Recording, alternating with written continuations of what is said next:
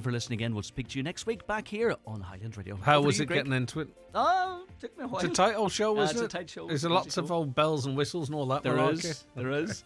Are you on next week on the show? Or are you back on your own Sunday next shows? week. Sunday. Yeah. We'll keep it a secret. Keep Say it a nothing secret. to hear more. Sound. All right, Cheers. Marty, take care of yourself. That's Marty Friel there with you. It is 9 o'clock and it means it's nearly time for the 9 till noon show. Let's get a news update and it's over to Donald Kavanagh. Thank you, Greg. Good morning. A coalition of medical professionals and community leaders is asking general election candidates in Donegal to sign up to a 5-point pledge committing to real improvements in local healthcare services. The group of healthcare advocates says there are 5 principles that must be adopted to address critical gaps in funding and services. With more, here's Tara Duggan. The pledge states that Donegal residents have long faced extended wait times, overcrowded facilities and insufficient resources at Letterkenny University Hospital, one of the busiest in the country. Consultants at the hospital and GPs are seeking 5 immediate actions to address the situation. They are equitable funding, the implementation of Model 3 recommendations, the development of a surgical hub for Donegal, the modernisation of the intensive care unit and the development of a minor injuries unit for Donegal. Consultant Dr Áine Keating is spokesperson for the campaign. She says Donegal needs concrete commitments, not vague promises, and each candidate is being asked to sign this pledge as a commitment to the people of the county. A corresponding public declaration has been created for Donegal residents, allowing the community to show unified support for the pledge and call on candidates to take action. Full details and links on our website, highlandradio.com. The Donegal County Council is being asked to review priority group water schemes with a focus on improving the scheme in Letterbrick, which serves 50 local families. The review has been ordered by Housing and Local Government Minister Darragh O'Brien, who's seeking more information regarding options to minimise costs and details about the history of the scheme, as well as specific local challenges. Earlier this month, 12 group water schemes in Donegal received substantial funding, but Letterbrick wasn't included. Election candidate Pat Cope Gallagher says that needs to be addressed and he hopes it'll happen as quickly as possible. I expect that it'll be in a matter of months when the council will respond, and I know the council engineers and the council administration are very anxious to get this over the line, so I believe that they'll deal with it fairly quickly. It's a slow, cumbersome process, but it's going in the right direction. More than 4,600 Irish trained teachers are currently working abroad. Joint research by the CSO, the Department of Education and the Teaching Council found about 60% of teachers that emigrated are aged between 25 and 34. However, those identified in the study still pay the yearly Teaching Council registration fee, indicating they may come back to teach. Michael Gillespie is General Secretary of the Teachers Union of Ireland. He says allowing teachers to come back without being at the bottom of the pay scale would bring more home. Primary school teachers also get it for non-EU, but post-primary teachers don't. So for my union, that's a big issue for us, that they don't get incremental credit if they're in Dubai. So they could be 7 or 8 years in Dubai, they come back and they start on the first point of the scale. Well, the forecast mostly cloudy with occasional light rain or drizzle today. A few brighter spells possible at times. It'll be fairly mild for November. Top temperatures 10 to 12 degrees Celsius in moderate southwest winds. It'll stay generally cloudy tonight with patches of mist and drizzle. A band of rain will edge in across the region from the north later. That'll clear south by dawn tomorrow morning. Lowest overnight temperatures 5 to 8 degrees Celsius. That's Highland Radio News. We're back with news again at 10 o'clock.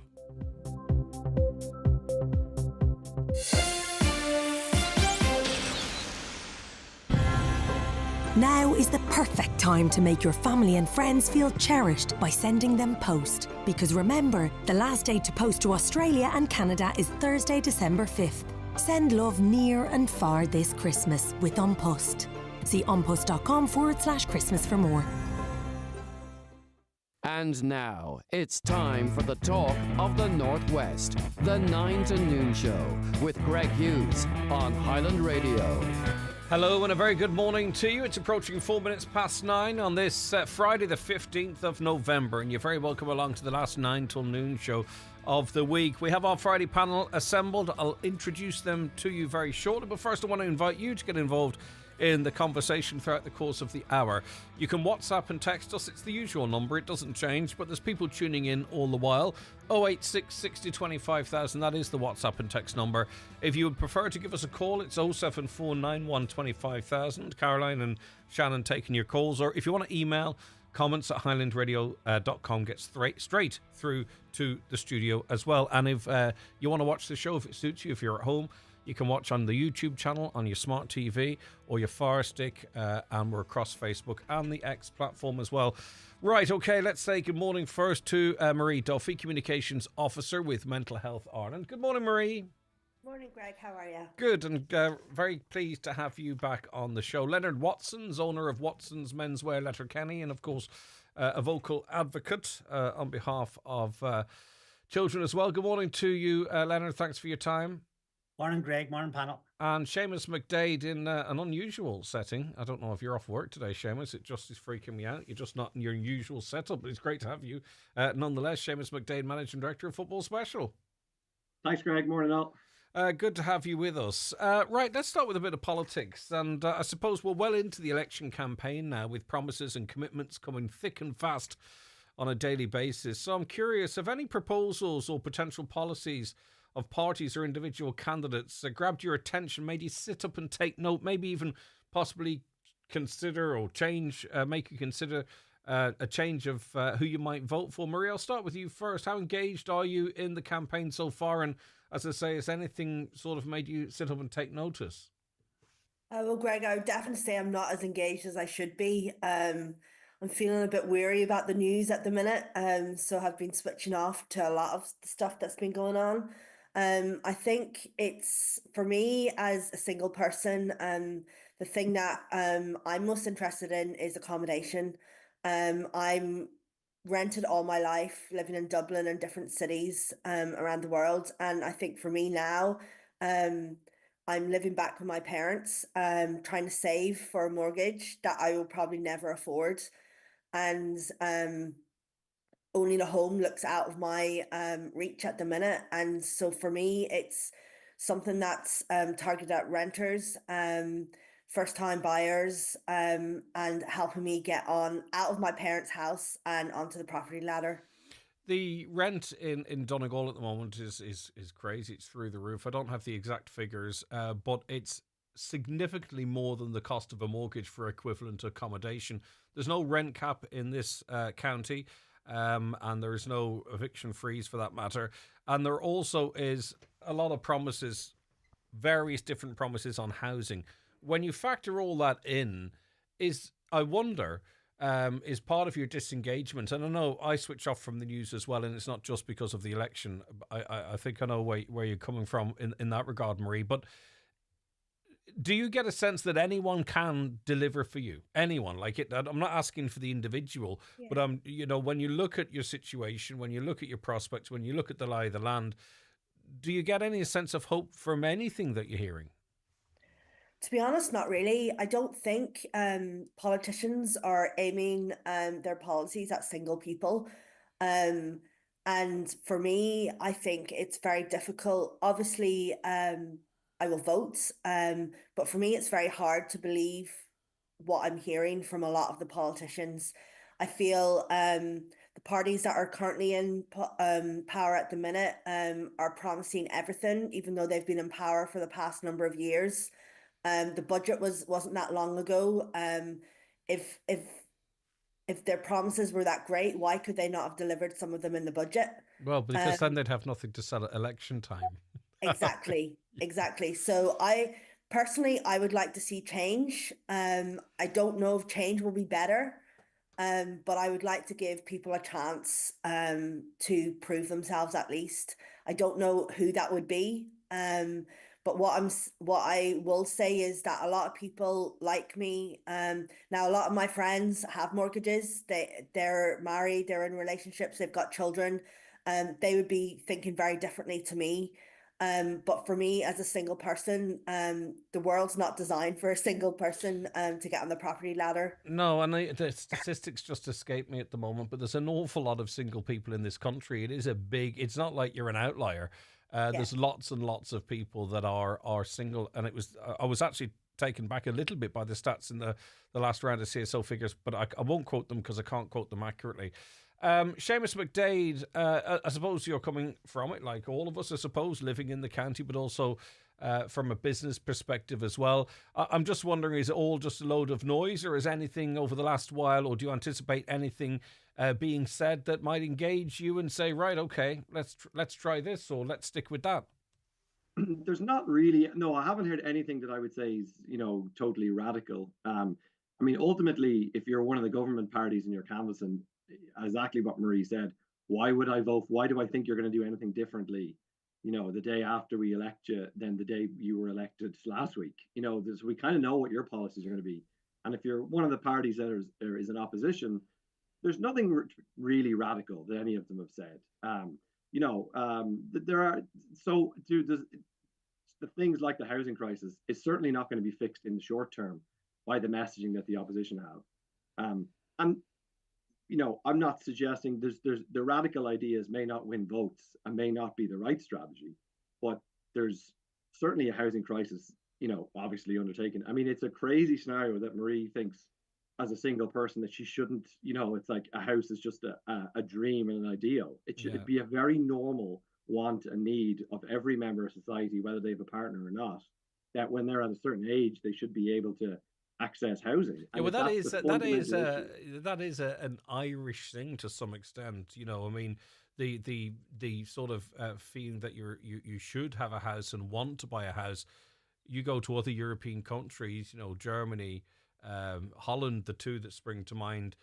Home ownership is not necessarily something you're born to try and some people see it as an anchor. I accept that point. I mean, there are good reasons people try to run us off our land here for 800 years. So there are reasons why we are in tune to that.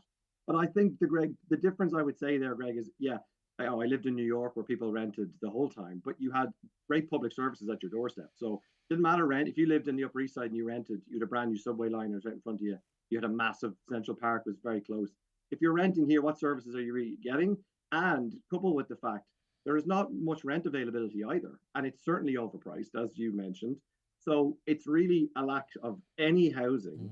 And that is, to me, I do not understand how a government is going to possibly lose an election on the back of something that in my lifetime, we built tons of houses in this country. So it's not like it's outside of our capacity to do. So but nobody is really trying to tackle the problem as radically as I would like to see people. Yeah, and I suppose really, like I don't really know the politics of people as they're joining us on this panel. That's not really what it's about.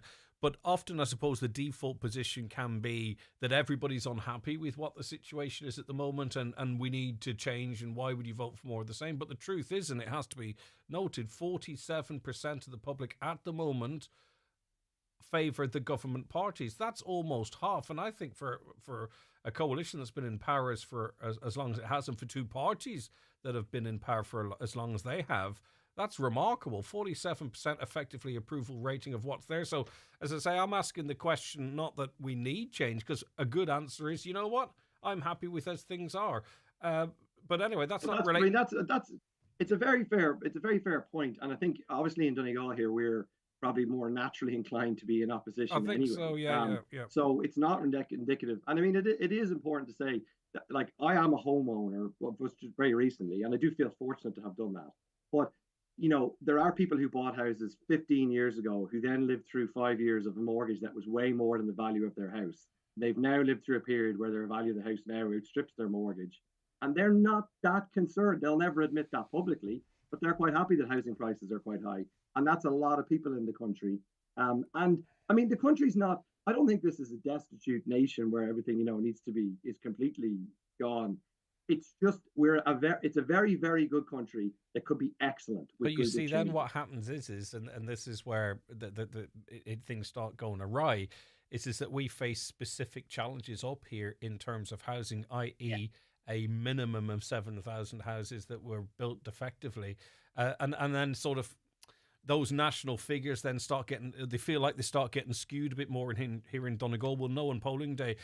From your perspective, either as a business person or as a dad, Leonard, are you hearing anything in this campaign so far that's, made you feel spoken to, given any hope, maybe made you consider in which direction you may vote? Well, do you know what, Greg? From a business point of view, I haven't really heard anything yet. To your point, to the other two people here around the housing that is the major issue out there too. Like for young couples and that, they're just trying to get on that housing ladder, and I know what Seamus is saying too about, in different countries, but in different countries, you probably can get a 30-year lease or a 40-year lease where your rent isn't rocketing every 3 or 4 years. So you've got that kind of security. From what I've heard from the parties, I haven't really heard a lot around disabilities too, not yet. The only thing I've heard, like Finn Gael threw it out yesterday about the carers allowance not being means tested. I think that would go a long way to help a lot of families. There's a lot of families out there who are really struggling, who have to go to work because one of the people in the relationship is maybe earning too much. But it's still, you take one wage out of a household. It's very easy to say, well, that person's earning a lot of money, but is it enough money to give them the lifestyle that they need? When you're wearing children with disabilities, there is extra costs. There's you're around child minding that there. It's just there's a whole lot of costs. So I haven't really heard anything. Like you're hearing about Garda numbers. I do believe that will be a big. I think we do. Our Garda numbers are too low. People don't feel safe on our streets. Things like that. But I will go to say you're on about, Greg. You're right. 47% of the population, you're saying still. Does that not say a lot about the opposition parties? They're not really getting their message across at the moment. Now maybe they will, but that's. When people are happy to go with what's there already, even though maybe they're not happy with majority of the stuff they're doing, it does say a lot for the opposition. Or maybe I have to say maybe they are happy with the majority of stuff they're doing. I'll come back to you. I just want to give these rental figures here because they were put out, right, and I'm not sure they got we carried them, but I'm not sure they got the attention they deserve, just in terms of renting. And to Maria's initial point, renting Donegal 4.5% higher than this time last year. According to the latest daft.ie report, the average rent in this county, wait for it, €1,170. Now, the average rent for a one-bedroom department in Donegal, which might suit Marie or not, I'm not making it personal, but, it might be a one-bedroom setup would do Marie or lots of people listening, €755 per month. Now, the average mortgage on the same type of property, if you could get a mortgage, would be $370. But how could you save for a mortgage if you're paying rent double what the mortgage might be? I just want to bring it into the average rent price for a two-bedroomed house, €885. The average mortgage on that property would be €492, 44% less. And again, you're at a situation whereby how can you bank savings and show your positive sort of credit status if all of your money is going on rent? You're paying twice in rent what you might pay to actually own the thing, Marie. It must be very frustrating. Well, I know it's frustrating because it's a strange old situation. Yeah, it's extremely frustrating. For years I lived in Dublin paying rents that were astronomical, and I suppose moving back to Donegal, the rents are more affordable than Dublin. And I suppose in one way, I'm very fortunate in that I work from home, and I would say only for COVID, I would still be in Dublin, because I wouldn't be able to work from home in the job that I'm in. But yeah, something has to be done. At one stage, a few years ago, I was paying more in rent to live in Cavan than my sister had owning her own apartment in London, which is extremely frustrating. Yeah. Okay. So just on some of the key points for business, I suppose, and just for living, it seems now. I think Sinn Féin are advocating a 9% VAT rate in hospitality and those types of businesses. Fine Gael now have come out. I think I said 11. This wasn't touched in the. This wasn't touched necessarily in the budget or what have you. And also, you mentioned carers. Sinn Féin were the first to say carers allowance. I believe they were. Carers allowance wouldn't be means tested. And now Fine Gael have given that commitment. So with those two things, you would presume that whomever is in government or however the government is made up, one or both of those parties have to be in power. So can we expect going forward, Leonard, I'll ask you, no means testing for carers allowance? And can we expect a reduction in the VAT rate for the businesses that people know? Or would we be naive to believe they might actually be delivered by whomever it is after the election? Greg, you know what? I read an article yesterday on the carers allowance. For it to be done right, they're saying it could cost up to $2 billion a year. I don't think there will be a carte blanche on carers allowance, so that will be pared back. There'll be some kind of thing, maybe half carers or something like that there. And on your other point was, the VAT rate. Yeah, the VAT rate. I don't think the VAT rate's going back to 9%. when you look at figures, when these figures are like 800 or 900 million, where do we find 800 or 900 million? It's something else is going to be cut somewhere to fill that gap. Greg, just on your point too about the rents up here, we had chat to a lot of the bigger companies in the town, like the TCS and that. They are now telling us we are very uncompetitive now compared to we were 5 or 6 years ago for attracting staff. We were attracting staff, no bother to this county to work in these bigger companies. They are now struggling to attract staff because the rents are too high in this county. And Seamus, it takes so long, no matter what the commitment is, it takes so long to deliver housing, and it's the most pressing need. It's kind of one of those, isn't it? It's kind of, I'm not being negative, but it feels a bit hopeless at this point. Yeah, I think, I mean, it takes long, but you're also giving them a bit of a pass because nobody would have thought if a pandemic came that it would take that, how quick could they get us all vaccinated and things. So, when there's actual want to change things, the speed can happen pretty quickly. So, I mean, I remember being on the show, Greg, must be 3 years ago, and we talked about, could you ban Airbnb in Donegal and make all of them houses available for the rental market? Like, that would be a radical decision. Like, I think that would be a bad decision for our tourism economy, and that would be a bad thing. But if you wanted to solve the housing crisis, that's one way you could do it. Nobody's suggesting that. Yeah, but I mean, but at that point, many of our top hotels hadn't been sequestered by government to be taken out of the tourism market to house immigrants and migrants.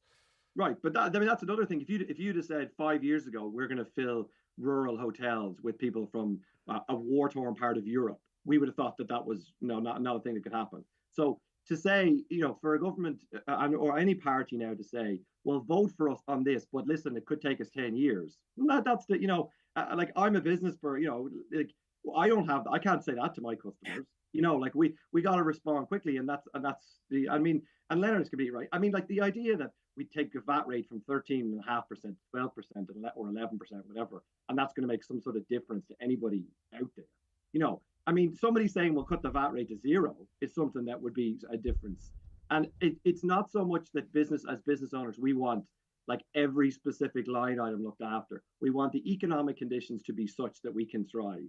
And Leonard has said it exactly there. If the big companies can attract staff to the county, that means there's not more people here, which means there's not more people coming into his store, which means there's not more people consuming football special, which is a problem. So what we want is the economic conditions to be good. We nibbling around with the VAT rate. Come on. It's the same thing. Like, well, nibble around with the trolley numbers. Why is there a trolley crisis? Just get rid. Just build more hospitals. Like, if that's radical. If I'm saying radical ideas here, then what hope have we got? And I think, Marie, just before we take a break too, it feels like gaslighting that we're constantly told the country's at full employment. We're a very rich country. And I think the main problem any party will actually have is people feeling that on the ground, it trickling down. Because if you're in a situation where you're struggling to pay, I say you in general, if you're in a situation whereby you're struggling to pay rent, maybe an older relative's just spent 9 hours on a trolley, and maybe you're running out of money on a Thursday and your wages don't come into a Friday. If you're being told that we're a rich country, almost 100% employment, it irks. It's bothersome, and I think that's the great challenge for all of the parties in the run up to the election. Yeah, I think it really is. I was in Dublin yesterday, and to see a lot of homeless people on the street is quite frightening, I suppose. Like, lots of tourists about, lots of people in and out of shops, and we talk about full employment. We talk about us being a rich country. Why are we letting down the people who are most vulnerable? It's the same with the health services. There's a lot left to be desired. There's people on trolleys, there's people on waiting lists, there's people, like, it's very frustrating to be told by those in power that we're a rich country, that we have everything that we need, that we have full employment, when I know that there's loads of people who are looking for jobs and can't get jobs. And like, even for me now, if I was to change jobs, the first thing that would determine where I go is where I can live. Yeah. And if I got a job tomorrow morning, a well-paying job tomorrow morning in Dublin, I don't think I'd be able to find accommodation.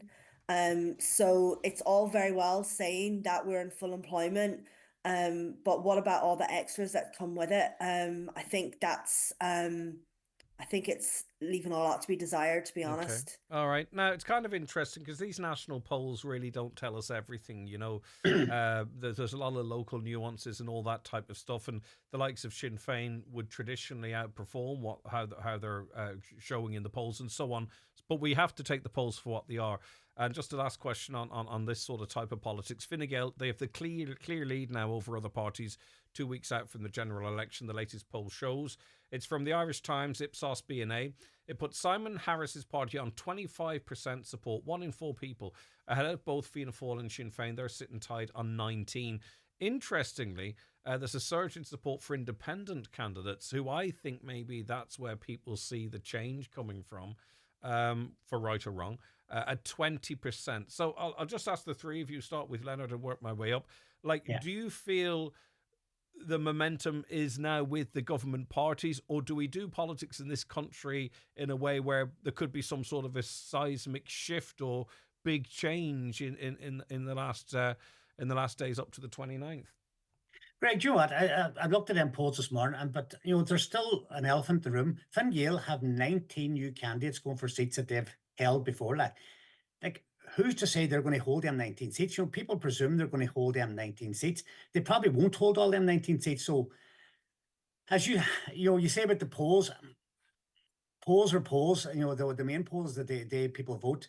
I do feel a lot of people out, and I know Donegal's a vacuum because with the mic and all that there probably is a feeling around the country that maybe the government, people are happy enough with the government that's in there. They don't want to rock the boat. So even this thing now is going on in America. As Trump going to start playing now with tariffs and all that there. Are they thinking maybe the steady hands there already? Instead of putting a new government in there, maybe wouldn't have the experience. So I don't know. I have a feeling that we will return the sitting government. That's my feeling. Yeah, I think you're probably right. Less the Greens. I think. Seamus McDade, do you think the polls will play out, or can you see? I'm not sure we have those moments. Do you know, like, say, for instance, in the US election, it probably turned on that debate where Biden performed very, very poorly by most people's accounts. I don't think we have that here, do we? Or do we? Yeah, I don't think there's. Yeah, I get what you're saying. I don't think there'll be a seismic moment in this campaign that will change it one way or the other. I suppose, though, to Leonard's point, it is, the government didn't have a massive majority to start with, so it wouldn't take an awful lot to change that the complexion of the coalition might change. So it could be a good opportunity for independents to actually be in government. Yeah. But if independent, but in relation to that, and I saw 20% independents. I mean, obviously, it doesn't happen with some independents, but then they form an alliance, and sure, it's not a party. Yeah. So you vote for independence, and next thing you know, they all get together, and then they vote in alliance, and they secure goodies for their own areas. And how does that progress? How does that politically progress us as a country? It may not politically progress us as a nation, but it politically progresses us as the independent constituency. So if you're running for the 100% redress right now, the argument is that your vote will be such a thorn in the side of people because you'll literally be there every day. And are they going to help people that are not, or not? I shouldn't say not affected, but certainly they're not from this geographic area. Probably not, but does that really matter? Because the Healy Rays helping us here. But anyway, is the Wicklow Taoiseach helping us here? So does it really matter that these people are based anyway? Well, as bad as our hotel situation is in Donegal, it's worse in Kerry in terms of accommodation. The Healy Rays are held up as if it's just presumptive that they deliver for Kerry. They deliver for themselves an awful lot. I think. Sure, maybe that's what everybody's at. Marie, do you expect any tsunami of support for anyone in the last couple of weeks? I think the independents will definitely take away a lot of the vote. I suppose my concern is how independent are a lot of these independents. As you say, when they come together, they vote together, usually with the government. What happens normally is sorry, Marie, to cut across you to your point. And as I say, there's some independents that are independents, right? But generally speaking, whatever party they were with before or have leanings with that's the party the independents tend to back or support or vote with. Yeah, exactly. I would love to see change. As I said, I don't know if change will be better, but I think we will get much of the same. Apart from the Greens, of course, I think they will be wiped out, and I think that usually is what happens. A smaller party takes the brunt of the voters' opinions, and I don't know, more of the same I see, unfortunately. But as you said, the polls are telling us that people are happy with what's in power. On a positive note, right? Let's be positive for a second. Are we at a point now whereby every party's going to have to really properly start doing something about people's quality of life? You know, the middle income earners, the unemployed, those, you know, like, can I be hopeful and say that, or will this all peter out for another 5 years after the election, Maria? Are you hopeful that the momentum is such that something has to change positively for the people that feel are being left behind in this country? I would love to say I would hope so.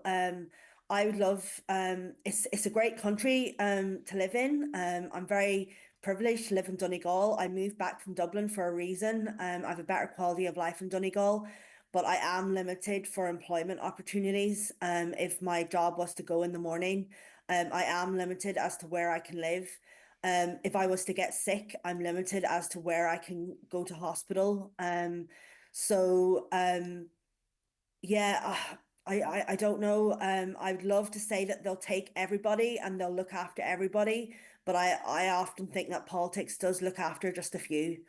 Mm-hmm. Any of the guys, are you optimistic You for know the future? Greg, I was. There's actually lots in to be Liverpool. positive about, right? Because we, if you have your health and your happiness and your family, and you can go out and walk in the lovely beaches, and we've got a brilliant community and our friends. If you go into hospital, the likelihood is you'll get better and you'll be sent home. You are more likely to be employed, right? There's lots. I mean, I know people might feel this is a negative conversation, but we do have to talk about this stuff where people are feeling left behind, and that we bring everybody up to the same level. So there's lots to be positive about, but that doesn't mean we can ignore the negative stuff that impacts people all the time. Leonard, sorry, go ahead. No, I was saying I was in Liverpool last week, Greg, and I'll go to Marie's point. To see the poverty in around cities like Liverpool, the amount of homeless, and they're genuine homeless, you can see it. Like, so, right, it's not a bad. We're not a bad country. We haven't got everything right, but I do think we have a once in a generation with this Apple money now that we could actually do something around infrastructure, or do something that will kind of safeguard us for the future. Like, and this money has to be spent sensibly and future-proof the country. Like, should it be that?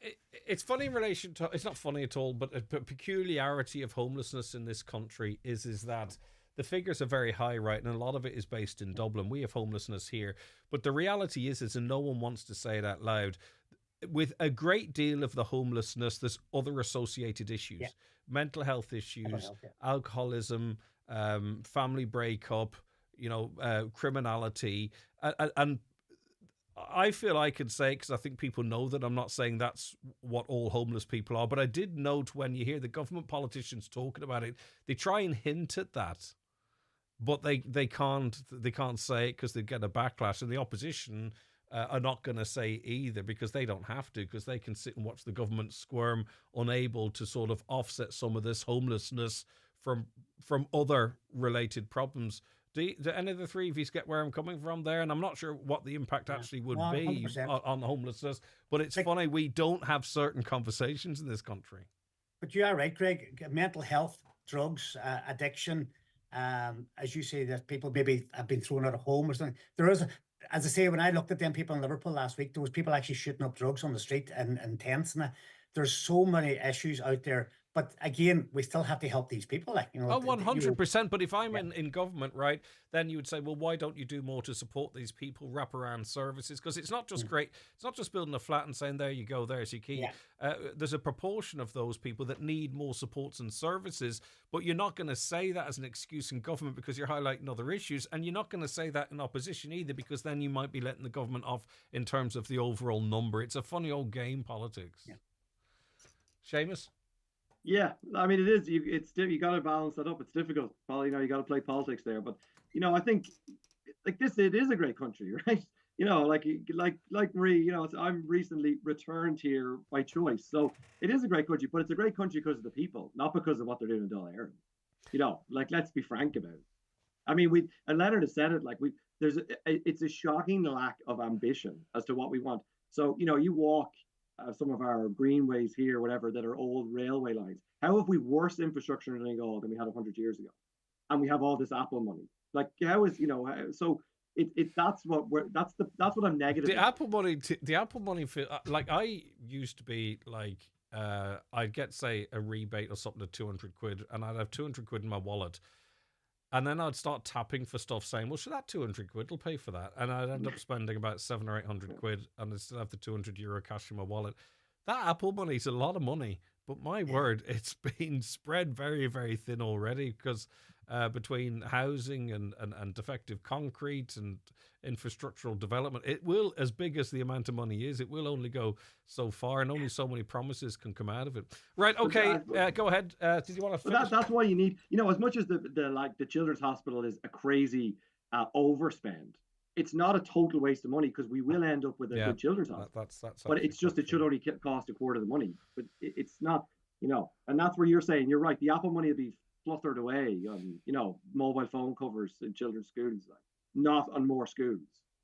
9 million. Can you imagine the SNA hours? 9 million on mobile phones covers could provide respite. Seamus McDade is with us. You've just heard his voice, Managing Director of Football Special. Leonard Watson, owner of Watson's Menswear, Letterkenny. Marie Duffy, Communications Officer with Mental Health Ireland. Back with more from all three after we take this 4-minute break. The 9 till noon show is brought to you by Letterkenny Credit Union, offering low-rate car loans with fast approval. Apply online at letterkennycu.ie or in office today. Farm retirement scheme to woo farmers. In this week's Irish Farmers Journal, find out which political party is promising a generous payout for retiring farmers. Kerry shareholders in line for cash windfall. Drop in sheep kill driving lamb demand. Mounting red tape costing dairy farmers €17,000. Almost 2,000 farmers awaiting TB payments. And don't miss our free 32-page Dairy Day preview magazine ahead of next week's event in Cork. All inside this week's Irish Farmers Journal, on sale now. Make your next menswear choice at Watson Menswear Letterkenny. From suits to casual wear, there's big names to choose from like Andre, Remus Umo, Superdry and Penguin. If you're going to a special occasion, get fitted in style for less with a 3-piece suit, shirt, tie and shoes, all for just €299. That's at Watson Menswear, open 7 days a week on Main Street, Letterkenny, and online at watsonmenswear.com. Christmas Club is also now open, and a small deposit will secure any item. It's not just that Sammy has had his world torn apart by the conflict. It's not just that he has lost everyone that he ever loved. And it's not just that Sammy is only 7 years old. Right now, children are being forced to live through unimaginable horrors in Gaza and around the world. And it's not just. This Christmas, your help could make all the difference. Visit trocra.org or call 1-800-408-408. Trocra. Together for a just world. Make Christmas for everyone at Dunnes Stores. Mix and match any three for €5 on a range of tasty treats and soft drinks like Coke Zero 2 litre and Tayto and Maltesers sharing packs. Then get party ready with toiletries like Dove Summer Revive Tan and Oral-B 3D White Advanced Toothpaste Twin Pack, now half price. Plus you can save again at the till with a 10 off 50 grocery voucher. However you do your Christmas shop, make Christmas for everyone with Dunnes Stores. Terms and conditions apply. Voucher can be used on the next grocery shop of €50 or more. Prices subject to deposit return scheme fees.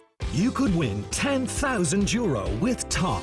Every month for the rest of the year, your petrol, diesel or in-store purchases of €15 or more gives you a chance to win €10,000. Sign up and enter at topoilwin.ie. Highland Radio Time Checks brought to you by EirGrid, the operator and developer of Ireland's electricity grid. EirGrid, powering up communities, powering up Ireland. The time is...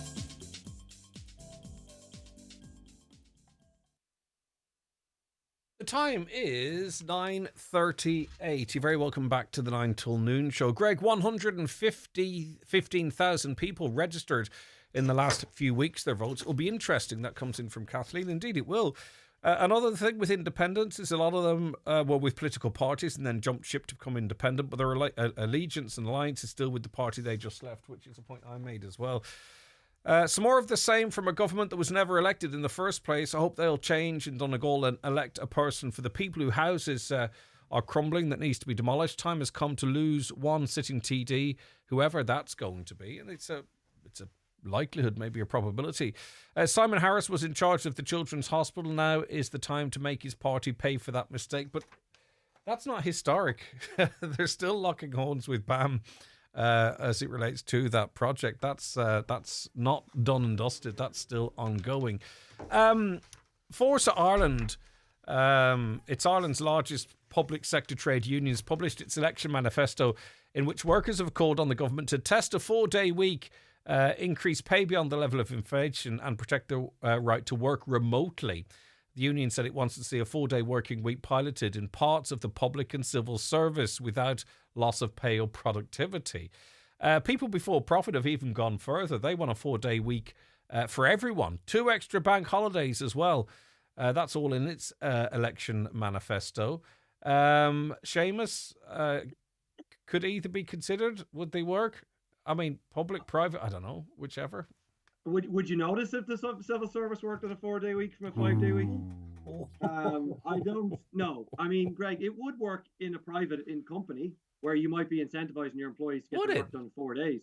I mean, I was at an event run by the local enterprise office a couple of years ago. There was 3 local businesses that were all working on a 4-day week. I was very impressed at how progressive businesses were. So if you're a private individual, like, I mean, I have people who work remotely. You wouldn't think that a small business like Football Special would have people working remotely, and they work remotely within the county, but they still don't come into the office.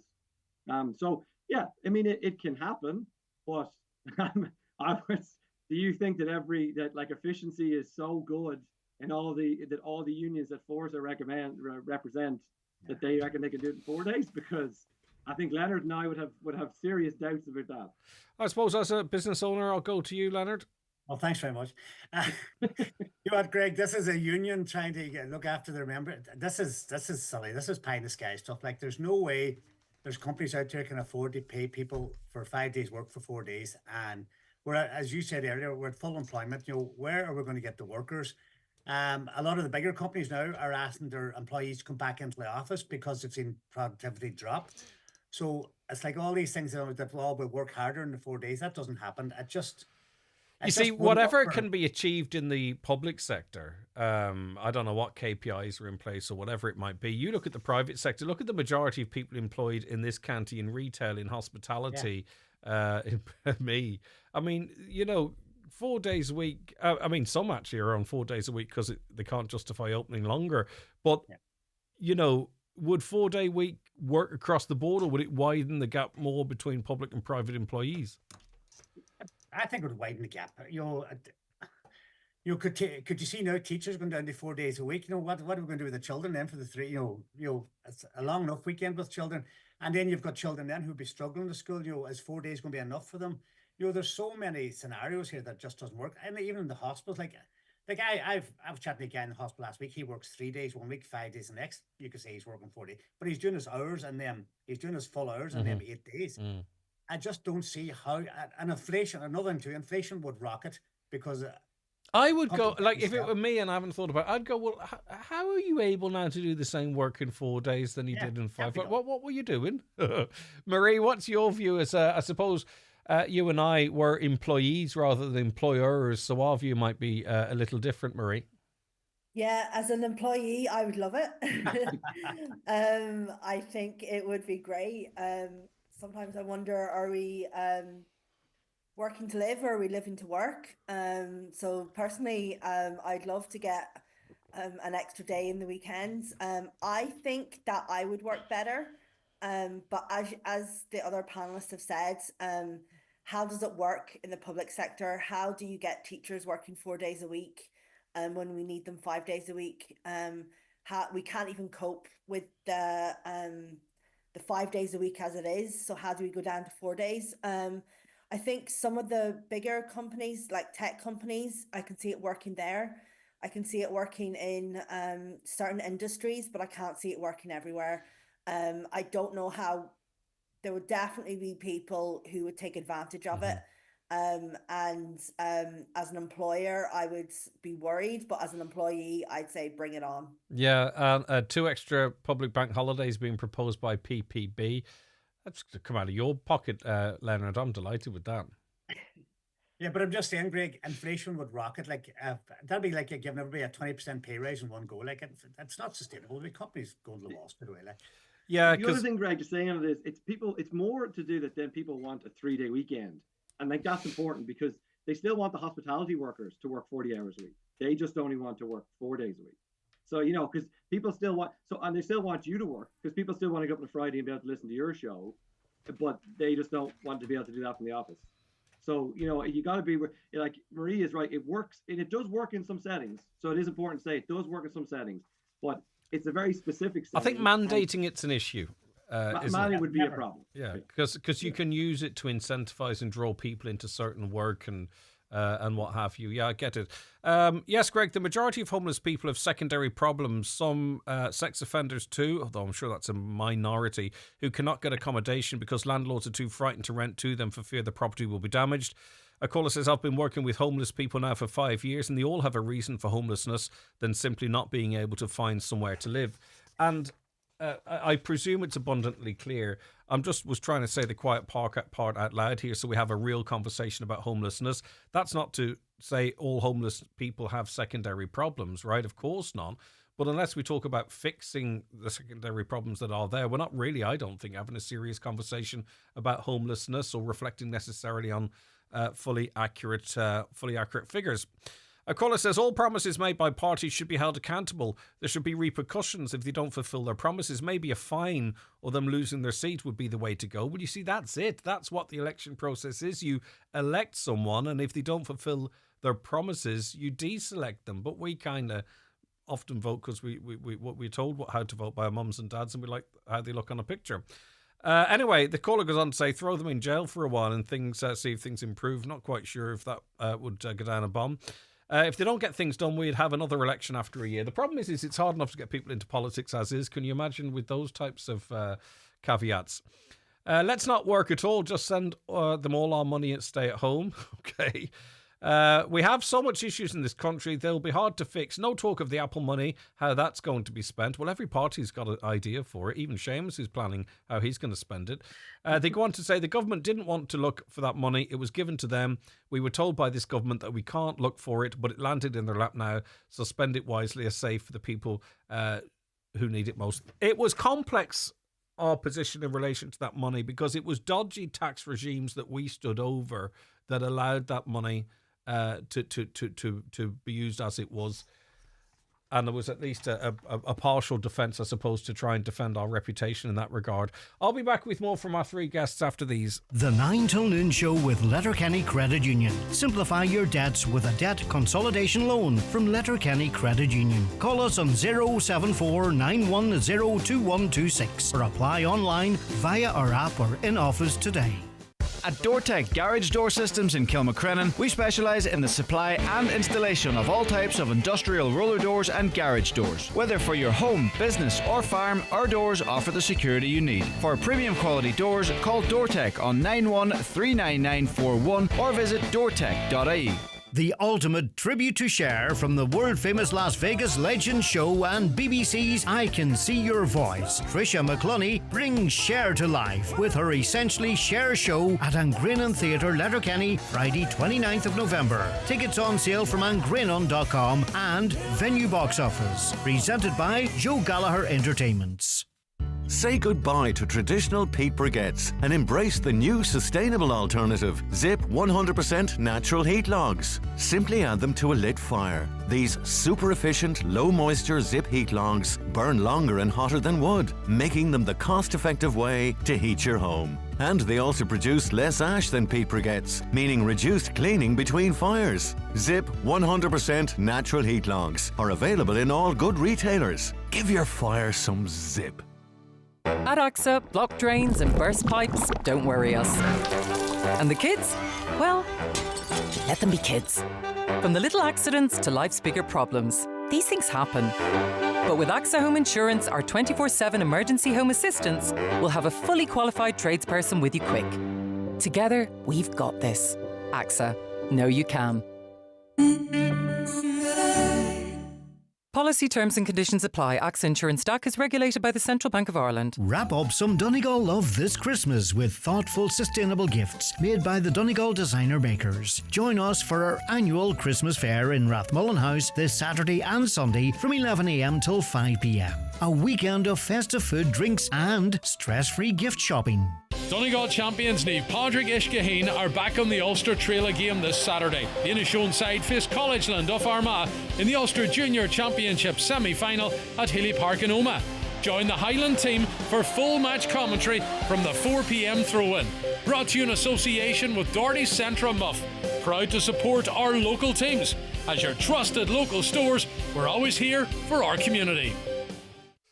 Plenty of studies out there show a 4-day work week works well, and questions like how does it work if we need people other days are all answered by not everyone has the same day off a week.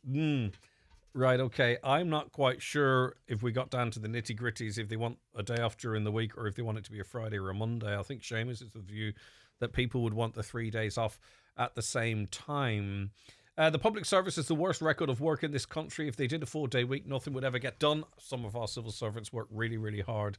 There's no doubt about that. But it does make me wonder about, Elon Musk and his role in the US government, his Department of Government Efficiency. They're going to rip through all the bureaucracy and reduce it down to the absolute bare minimum and ensure money that's being spent is being spent wisely. I mean, Marie, I think something like that would work here. It's amazing how acutely aware the public is and frustrated about the use of public monies. They really are. It comes up time and time again, be it a bike shed, the children's hospital, or lots of other things. I mean, that such a policy could work here if proposed. Yeah, we have a lot to learn about efficiency in this country. I think it's frustrating when you do hear things like bike sheds, children's hospital, all these overspends for reasons that could be avoided. And I think we really need to do something about our efficiency. Whether a 4-day week would help with that, I don't know.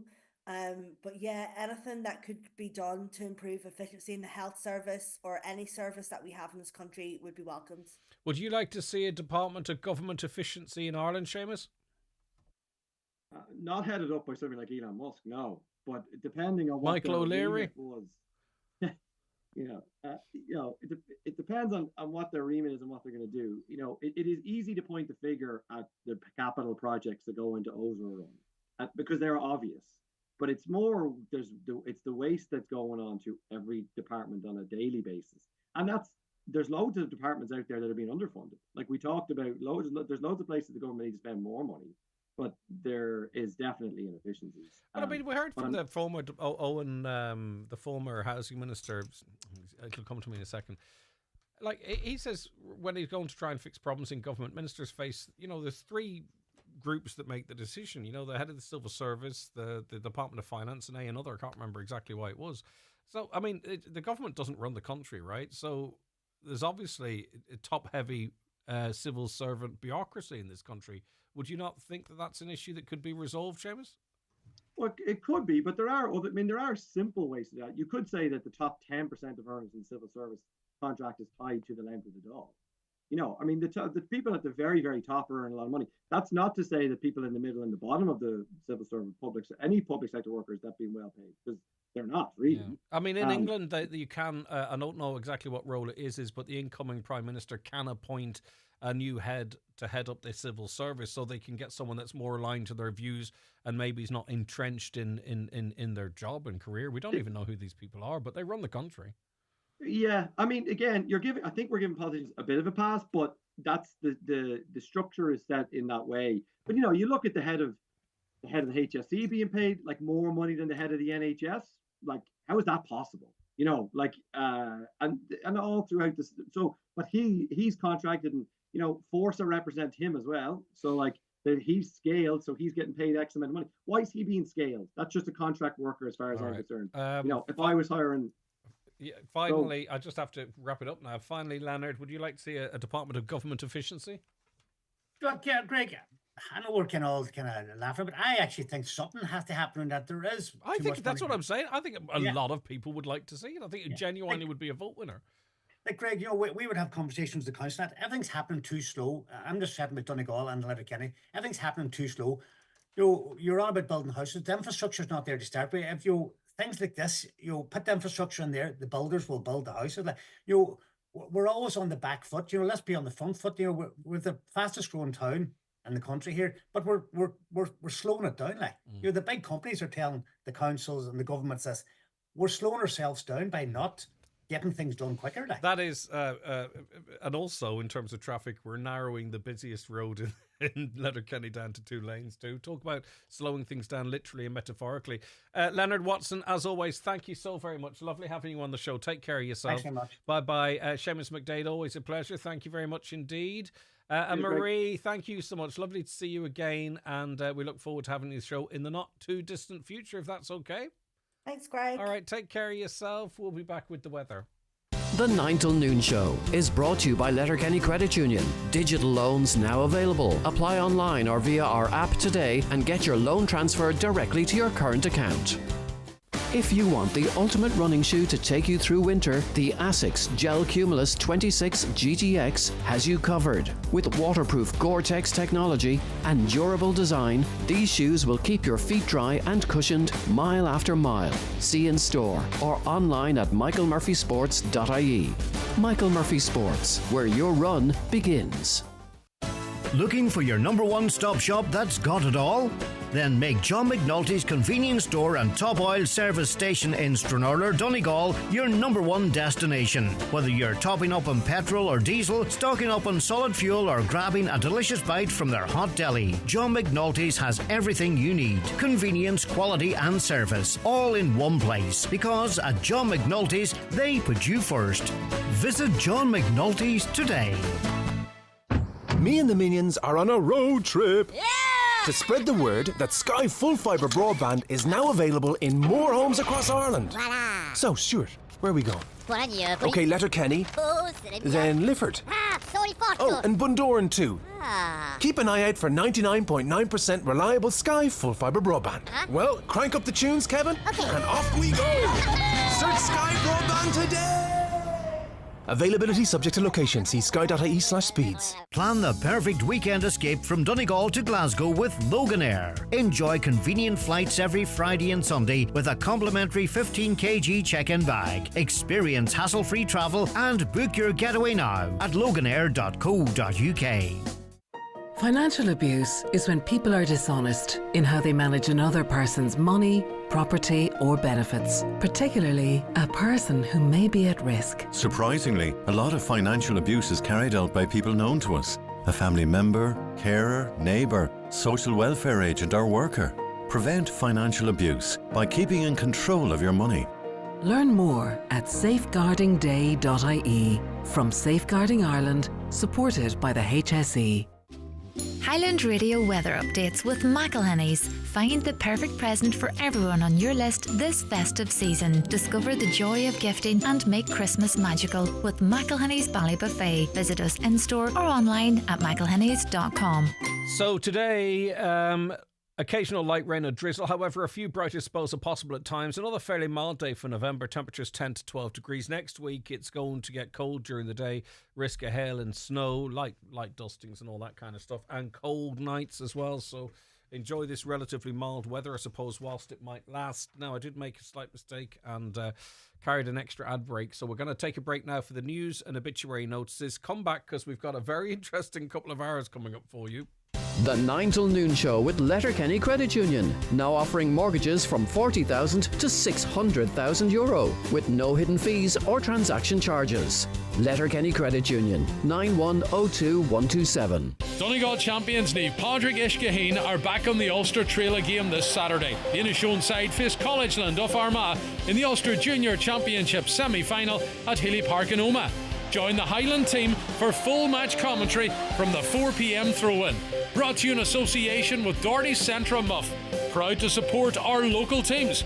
As your trusted local stores, we're always here for our community. Calling all electricians. Do you have a level 6 certificate in electrical engineering and at least 5 years of industry experience? Then ATU wants to hear from you. ATU is hiring technicians and lecturers to train electrical apprentices at our state-of-the-art facilities in Killybegs. If you are excited to share your knowledge with the next generation of electricians, join us at the Recruitment Information Evening at ATU Donegal's Killybegs campus on Monday 18th of November from 5 p.m. until 7:30 p.m. or visit atu.ie/jobs. Running a business is never easy. That's why the National Enterprise Hub is focused on helping businesses access a wide range of government supports.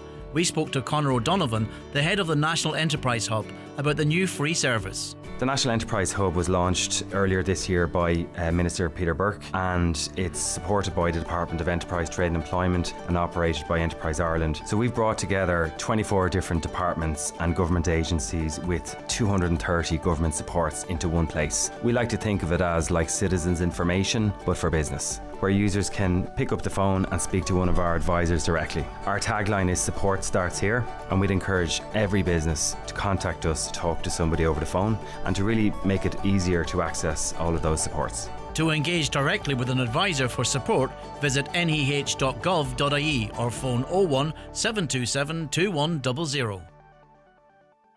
See the Furies live at the Millennium Forum Derry on Saturday, January 4th. Tickets from the box office 04871 264455 and millenniumforum.co.uk. Enjoy Red Rose Cafe, Suite 16, the Green Fields of France and lots more. The Furies, the Millennium Forum Derry on Saturday, January 4th. An ideal Christmas gift. Get ready for a night of great music at the Highland Radio Christmas Concert on Monday the 9th of December at the Mount Errigal Hotel in Letterkenny. Join us with an incredible lineup of Mike Denver and his band, John McNichol, Jim Devine, Donna Taggart, Owen Mack and myself, David James. Get your tickets now at the outlet on highlandradio.com or call 074 91 25000. Live, on air, online and on the Highland Radio app. This is Highland Radio News. Good morning, it's 10 o'clock. Donald Kavanagh at the news desk. A coalition of medical professionals and community leaders is asking general election candidates in Donegal to sign up to a 5-point pledge committing to real improvements in local healthcare services. The group of advocates says there are 5 key principles that must be adopted to address critical gaps in funding and services at Letterkenny University Hospital and throughout the county. With more, here's Tara Duggan. The pledge states that Donegal residents have long faced extended wait times, overcrowded facilities and insufficient resources at Letterkenny University Hospital, one of the busiest in the country. Consultants at the hospital and GPs are seeking 5 immediate actions to address the situation. They are equitable funding, the implementation of Model 3 recommendations, the development of a surgical hub for Donegal, the modernisation of the intensive care unit and the development of a minor injuries unit for Donegal. Consultant Dr Anya Keating is spokesperson for the campaign. She says Donegal needs concrete commitments, not vague promises, and each candidate is being asked to sign this pledge as a commitment to the people of the county. A corresponding public declaration has been created for Donegal residents, allowing the community to show unified support for the pledge and call on candidates to take action. Links and further details on our website, highlandradio.com. Fine Gael is 6 points clear of its nearest rivals, according to the latest opinion poll. The Irish Times Ipsos B&A poll has Fine Gael with 25% of the popular vote. Political correspondent Sean Defoe has been looking at the figures. Taoiseach Simon Harris will be happy with the polling figures a week into the campaign, as his party is 6 points clear of Sinn Féin and Fianna Fáil, which both poll at 19%. Independents as a grouping taking up more of the vote, up 4 points to 20% support. Simon Harris remains the most popular party leader at 50%, down 5 points, while Micheál Martin falls 2 to 45%, and Mary Lou McDonald is up 1 to 30. No other political party topped 5% of the vote. The poll was conducted in person among 1,200 voters on the 12th and 13th of November. Pat Leahy is political editor with the Irish Times. He believes many voters are straying towards independence because they believe the return of the two main government parties is now inevitable. When people think, and this is realised as a danger, I think, in both Fianna Fáil and Fine Gael, that when people think that those parties are on their way back to government, people almost have a licence then to vote for the independents, who people often see as someone who will look after the local area rather than contributing to the national picture. Donegal County Council is being asked to review priority group water schemes with a focus on improving the scheme at Letcher Brick, which serves 50 local families. The review's been ordered by the Housing and Local Government Minister Darragh O'Brien, who is seeking more information regarding options to minimise costs and details about the history of the scheme and specific local challenges. Earlier this month, 12 group water schemes in Donegal received substantial funding, but Letcher Brick wasn't included despite what was regarded as a strong application. Election candidate Pat the Cope Gallagher says that needs to be addressed, and he hopes it'll happen as quickly as possible. I expect that it'll be in a matter of months when the council will respond, and I know the council engineers and the council administration are very anxious to get this over the line, so I believe that they'll deal with it fairly quickly. It's a slow, cumbersome process, but it's going in the right direction. More than 4,600 Irish-trained teachers are currently working abroad. Joint research by the CSO, Department of Education and the Teaching Council found about 60% of teachers that emigrated are aged between 25 and 34. However, those identified in the study still pay the yearly Teaching Council registration fee, indicating they may come back to Ireland to teach. Michael Gillespie is General Secretary of the Teachers Union of Ireland. He says allowing them to come back without being at the bottom of the pay scale would attract more home. Primary school teachers also get it for non-EU, but post-primary teachers don't. So for my union, that's a big issue for us, that they don't get incremental credit if they're in Dubai. So they could be 7 or 8 years in Dubai, they come back and they start on the first point of the scale. Mostly cloudy today with occasional light rain or drizzle. However, a few brighter spells are possible at times. Fairly mild for November with top temperatures 10 to 12 degrees Celsius. Moderate southwest winds. It'll stay generally cloudy overnight with patches of mist and drizzle. A band of rain will edge in from the north tonight, clearing to the south by around dawn tomorrow with lowest overnight temperatures 5 to 8 degrees Celsius. Again, moderate southwest winds veering northwest by morning. Tomorrow a damp start with patchy rain and drizzle. Drier weather with a mix of cloud and sunny spells will spread from the north during the course of the morning. Cooler than recently. Top temperatures tomorrow 8 to 10 in moderate northwest winds. And that's Highland Radio News. We're back with news headlines at 11. From the news team, good morning. The obituary notices for this Friday morning, the 15th of November. The death has taken place of Mary Brown, née McCrory, formerly of Colemanfold, Strabane and Legfordrum, reposing at her daughter Bernadette Barclay's home at 63 Lisnafin Park, Strabane, from 2 o'clock this afternoon. Funeral from there tomorrow evening at 6:15, going to St Mary's Church, Melmount, for funeral mass on Sunday morning at 10:30, followed by interment in the adjoining cemetery. Donations in lieu of flowers, please, to Woodmount Residents Comfort Fund, care of Quigley Funeral Directors. Family time, please, from 10 p.m. to 11 a.m. The funeral mass can be viewed live via the parish webcam. The death has taken place in Birmingham, England, of Davy Robb, formerly of Drumfad Rafo. The committal of his ashes will take place in Ballindrate Presbyterian Church Graveyard on Sunday afternoon at 2:30. The death has taken place of Robert Haughey, formerly of Listillion, Letterkenny. Robert's remains will repose at his daughter Sandra and husband Brian Diamond's residence at Raimochi Manor, Cunningham, today from 12 noon until 10 p.m, with rosary at 9. Funeral from there tomorrow morning at 10:15, going to the Church of the Irish Martyrs, Letterkenny, for 11 o'clock Requiem Mass, which can be viewed Drumkeen. Family time, please, before the funeral tomorrow. Family flowers only, please. Donations in lieu if desired to St Eunan's Nursing Home Comfort Fund, care of any family member. The death has taken place of Barry Quigley, 28 Bells Park Road, Sign Mills. Funeral from there tomorrow morning at 9:25 for Requiem Mass in St Teresa's Church, Sign Mills, at 10 o'clock. Interment afterwards in the adjoining cemetery. Family time, please, from 10 p.m. The Requiem Mass can be viewed live on churchmedia.tv. And the death has taken place of Maureen Burns, née Rogers, Gortnaski Kilmacrennan remains reposing at her home. House strictly private, please, at the request of the deceased. Funeral service tomorrow at 12 noon in Letcher Presbyterian Church, with burial afterwards in the adjoining cemetery. The funeral service can be viewed on Patrick Sweeney Funeral Director's Facebook page. Family flowers only, please. Donations, if desired, to the Lake House Nursing Home Residents Comfort Fund, care of Patrick Sweeney Funeral Directors.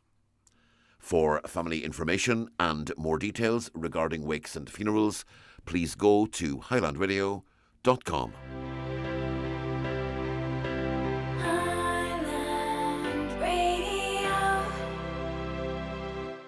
Forests are more important than ever. Quilcha manages its forests sustainably to help combat climate change, to supply wood for building homes, to protect habitats for nature, and to provide beautiful places for people to enjoy. That's why Quilcha is working hard to take care of our forests and to plant new ones too. This helps to tackle climate change by capturing more carbon from the atmosphere and making our environment better for everyone. Quilcha, forests for climate, nature, wood and people. For a greener future for all. The county's #1 talk show, the 9 till noon show on Highland Radio. Welcome back to the 9 till noon show here in Highland Radio. Thanks once again to Marie, Leonard and Seamus for their contribution over the last hour, and all of you messaging in. A caller says, government departments of efficiency should not be run by a government body, but someone who knows how to save money, like a housewife. Now, I'm not sure if that's coming from a housewife or someone who works in the home, but you know what? There's something to it, isn't there? 7 more driving tests cancelled this morning due to unforeseen circumstances. I presume that's in the Letterkenny area. That's an absolute stinker of a weekend for people. I don't know what's going on and why they can't send cover up for the driving testers here, but 7 more people disappointed to learn that their driving tests are being cancelled this morning. Hi, Greg. I hope to God this government is wiped out. This government did nothing for the people of Donegal, believes a listener. Greg, it's all about greed in this country. It's all about plantation of our culture. Yeah, I don't... Explain that to me more. I like, what do you think's happening, or why do you think it's happening? You know, I mean, at the end of the day, you either start having lots of babies, folks, or we are going to need lots of people, because we are an aging population. We aren't producing children. We're not producing children to the point whereby the population is replaced. So lots of us, thankfully, are going to be living older. We're going to require more care. Lots and lots of us living older, by the way. And the young people aren't here to, A, I suppose, support us in providing care. B, support us in actually funding that care. So what's the solution to that? You know, you can't sort of take one issue in isolation and not look at the implications all over the place.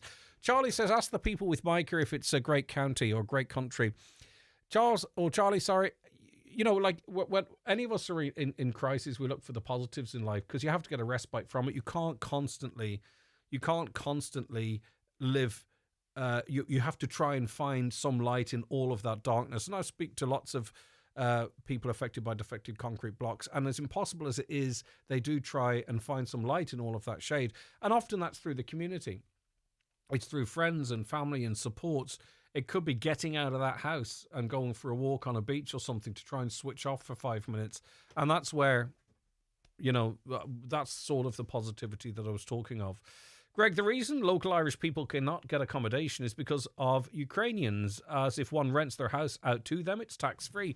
If they rent to a local family, they have to pay tax. So that's the €800 per month. So that goes straight into the landlord's pockets, and that's their take-home, in effect.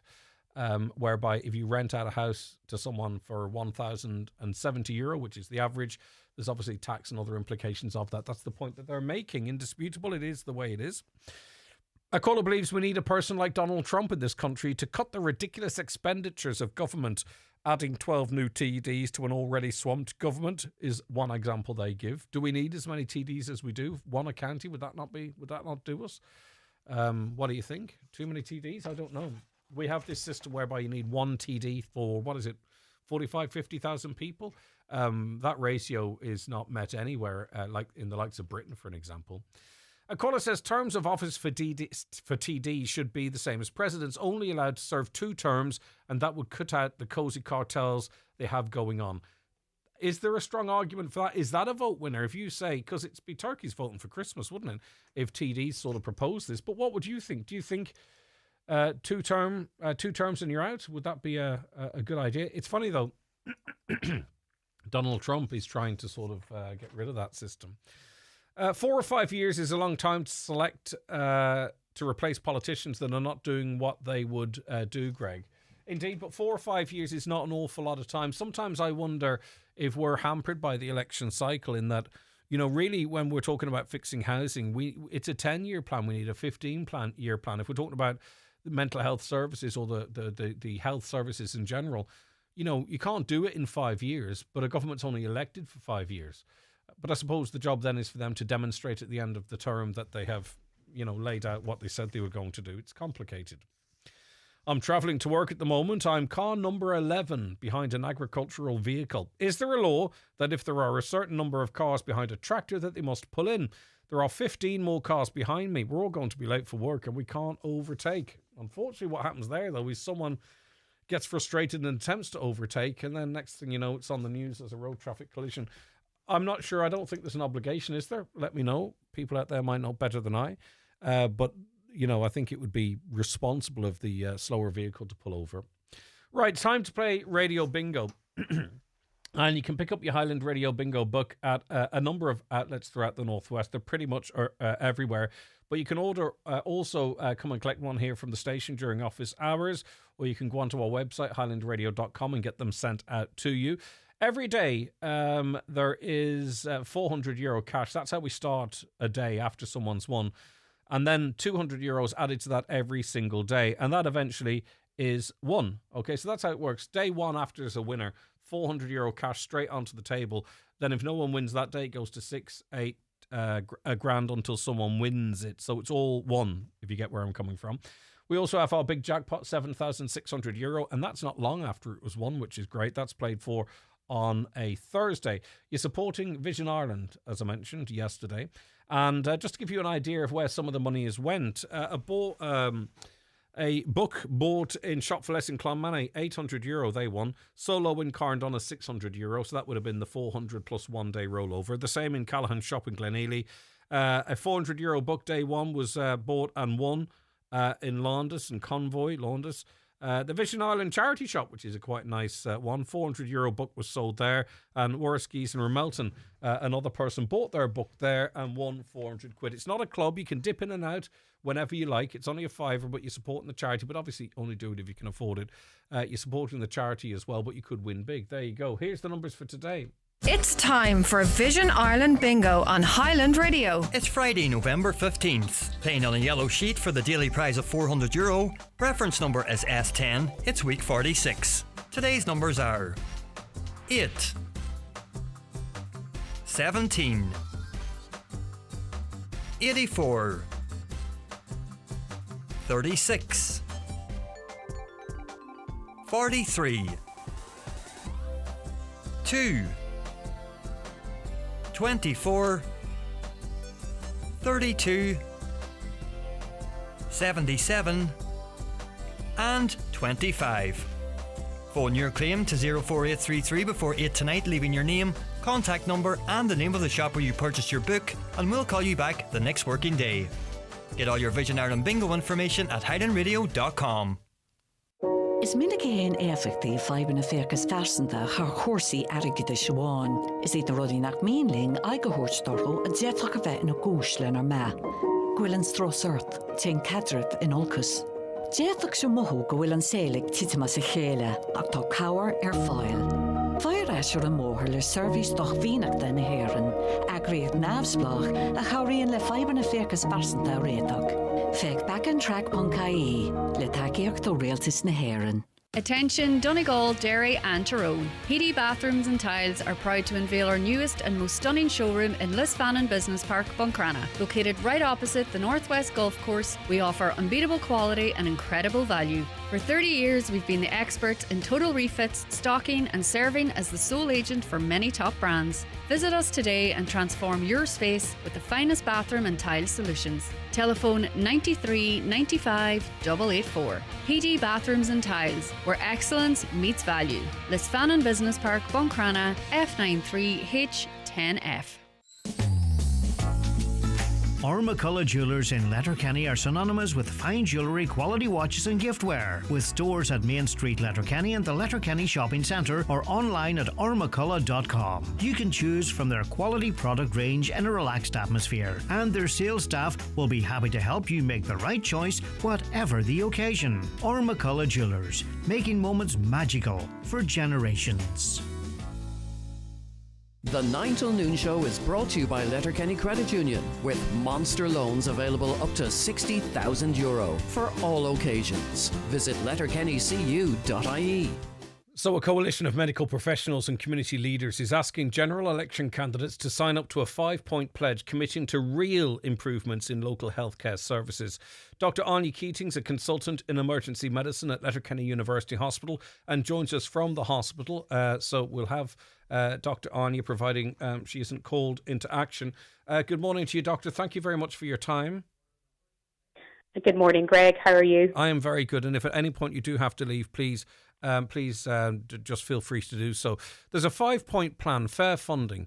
Is this down to you know the spend on the hospital per sort of patient that we are lagging behind other areas? If you count how much money is put into the hospital and divided by the amount of patients that we see. Yes, that's absolutely correct, and it's one of the key issues that we face here in the Northwest. What we are looking from our politicians is equitable healthcare funding for our patients in Donegal and in the Northwest. When you look at the budget and you look at what patients get per inpatient here and you compare it on a national scale, we fall way behind, over 50% nearly, in fact. So if a patient in Donegal is getting around an average 6,900 per inpatient stay, those in Tullamore are getting nearly €11,000, and that makes a huge difference. What difference does it make on you? It has lots of different tangible effects. So in terms of recruitment of staff, in terms of the resources we have available here, and trying to enact those. So what we're looking at is trying to get the politicians to deliver on these, what we think are the key points and key areas in the hospital that need to be addressed. Yeah. And, we're tired of trying to get it through other avenues, and we've tried our best, but we know the best way to leverage is to go through our politicians. And what better time now than we have an election looming to try and get our politicians to commit to this change. For sure. And we also have to commit to honesty, because what we've seen is figures being played with. Letterkenny University Hospital gets equal funding to a similar sized hospital, but they neglect to talk about how many patients Letterkenny sees versus that other hospital. So we're not silly anymore. We don't want them playing with figures, right? So in terms of implementing Model 3 recommendations, a lot of these are sort of intertwined, I'd imagine, with budgeting, but it also is about, commitment as well, infrastructurally. So what does that mean, number 2? So the Model 3 recommendations is being kind of spearheaded by Mr. Sugar here at the hospital, and he's looking at 4 different areas to try and improve the kind of services in the hospital. That's looking at workforce planning and looking at the recommendations for how many doctors and different staff members we should have per patient. Also looking at kind of education, infrastructure of the hospital, and improving the links we have with other Model 4 hospitals around the country. So if we can't provide the service here, how we link up with other hospitals at a national level, and to try and improve that and make it more streamlined. Can I jump to number 4 before going back to number 3? Modernising the ICU, because even if people get, and they mostly get good care, don't get me wrong, the thing is the problem is with the ICU. And I know, unfortunately, a number of people that never see ICU because they've been there once and they simply don't want to go back again. And that genuinely breaks my heart. Yes, so the ICU facility at Letterkenny is outdated, and it has been recommended on repeated occasions that it needs to be updated, and we need to increase the bed numbers in it as well. As we're a very busy emergency department, we're a very busy hospital, and we have a high turnover of patients, and a lot of patients, some of those patients do require intensive care and in that level of care. However, at the minute, although the promises have been there, they've never been enacted upon. So we're looking at this time going to the politicians to demand that the service is delivered and this changes, this ICU is modernised. I presume a surgical hub for Donegal and a minor injuries unit would take some of the workload that doesn't need to be in that acute hospitalist setting. Would that be the purpose of suggestion 3 and 5? Exactly. If we could get a surgical hub for Donegal, we could do some of our elective surgeries outside the acute hospital and then reduce the need. I'm sure a lot of people in the community have faced cancellations of their procedures due to the fact that there's no bed available due to the pressures in the emergency department. So if we could get a surgical hub that ran independently, adjacent to the hospital, that ran it independently of the acute hospital, that this would reduce the kind of cancellation lists and increase the productivity as well. So this would be a fantastic win-win for patients. And pardon my ignorance, Anya, does that mean moving facilities and staff off-site, or is this a completely new investment? It's actually just about really a physical building. We have the staff here available, and currently, because of bed pressures and because there's always a kind of onus in trying to get the patients who are being overcrowding the emergency department out onto the ward, their patients are facing cancellations on their procedures because they don't have a bed to go to afterwards, or they use the day case unit for bedding and for trying to ensure all the patients that are admitted into the hospital get a bed. So this does have a huge impact on the ability for the hospital to deliver elective care.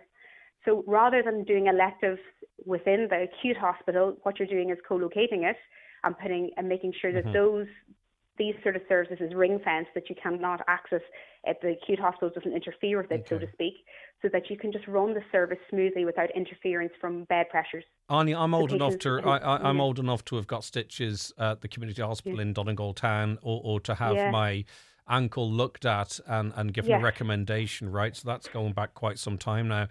Would that be the function of a minor injuries unit? I have sat for 9 hours with twisted ankles, kids with twisted ankles, and other silly stuff that I felt guilty really for tying up a seat and resources. How impactful do you think a minor injuries unit might be in that regard? Yes, a minor injuries unit exactly that is a function to see minor injuries, usually operational, for 12 hours a day, 8 to 8. 7 days a week, and that would try to offload the overcrowding in the emergency department, so we could we can treat and manage major emergencies within the emergency department and then focus on minor injuries in a separate area. What are you giving back, though? Can we sort of find a situation whereby, we have a hospital that runs, 24 hours a day, 7 days a week? Because that's the criticism the health minister comes back with. He says, it's crazy that we've got machines and facilities that are sitting there idle when they should be used, and that's part of the problems as well. So we do emergency department. I can speak personally. We are here 24 hours a day, 7 days a week, and if we need an emergency scan to be performed, it will be done. So I can't speak for other areas, so to speak, but I definitely feel we're definitely working at most of our capacity. And what we do want to do is ensure the future of this hospital, ensure that we have the adequate resources to look after our patients in North West. All right. So what I really ask for voters today is to ask the local candidates about where they stand in the 5-point pledge. I've had great support from most of the candidates now, and I ask for any other candidates who's going for the local elections to please get in touch and support this pledge, because this is what's really going to improve healthcare in the Northwest going forward. Yeah, and I think you really want to see some meat on the bone too, not a promise to get over the line, but actually a commitment as to how it could be actioned upon afterwards. So we had an unprecedented situation here where we had, dozens of GPs and dozens of hospital staff signing letters and sending letters to the Minister for Health. It prompted a meeting from the Minister for Health. Is this part of that process? Did anything ever improve after that? Because we were told at that time that we were at a tipping point here, that there was a genuine risk of a collapse of services. Did anything positive come from that initiative? Appreciate that. Yes, so I suppose when the GPs were quite concerned about the long wait times in the emergency department, And since then, we have worked quite hard with, and I know that the Minister of Health did come to visit, we've worked quite hard to try and manage these. And, you know, the demand is going up and up and up, but we need the resources behind it to try and service those demands and those requests. So if you look at it, you can look at this in any kind of computer nationally. The HSE do a weekly report, look at our attendances, look at our conversion rates, look at our wait times. Things have made an improvement.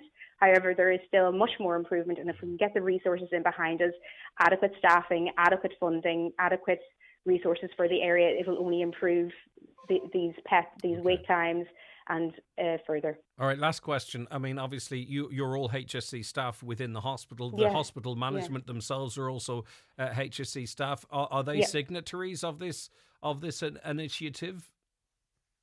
So we have. So just to say that this has come from the consultants and community GPs in the community as well.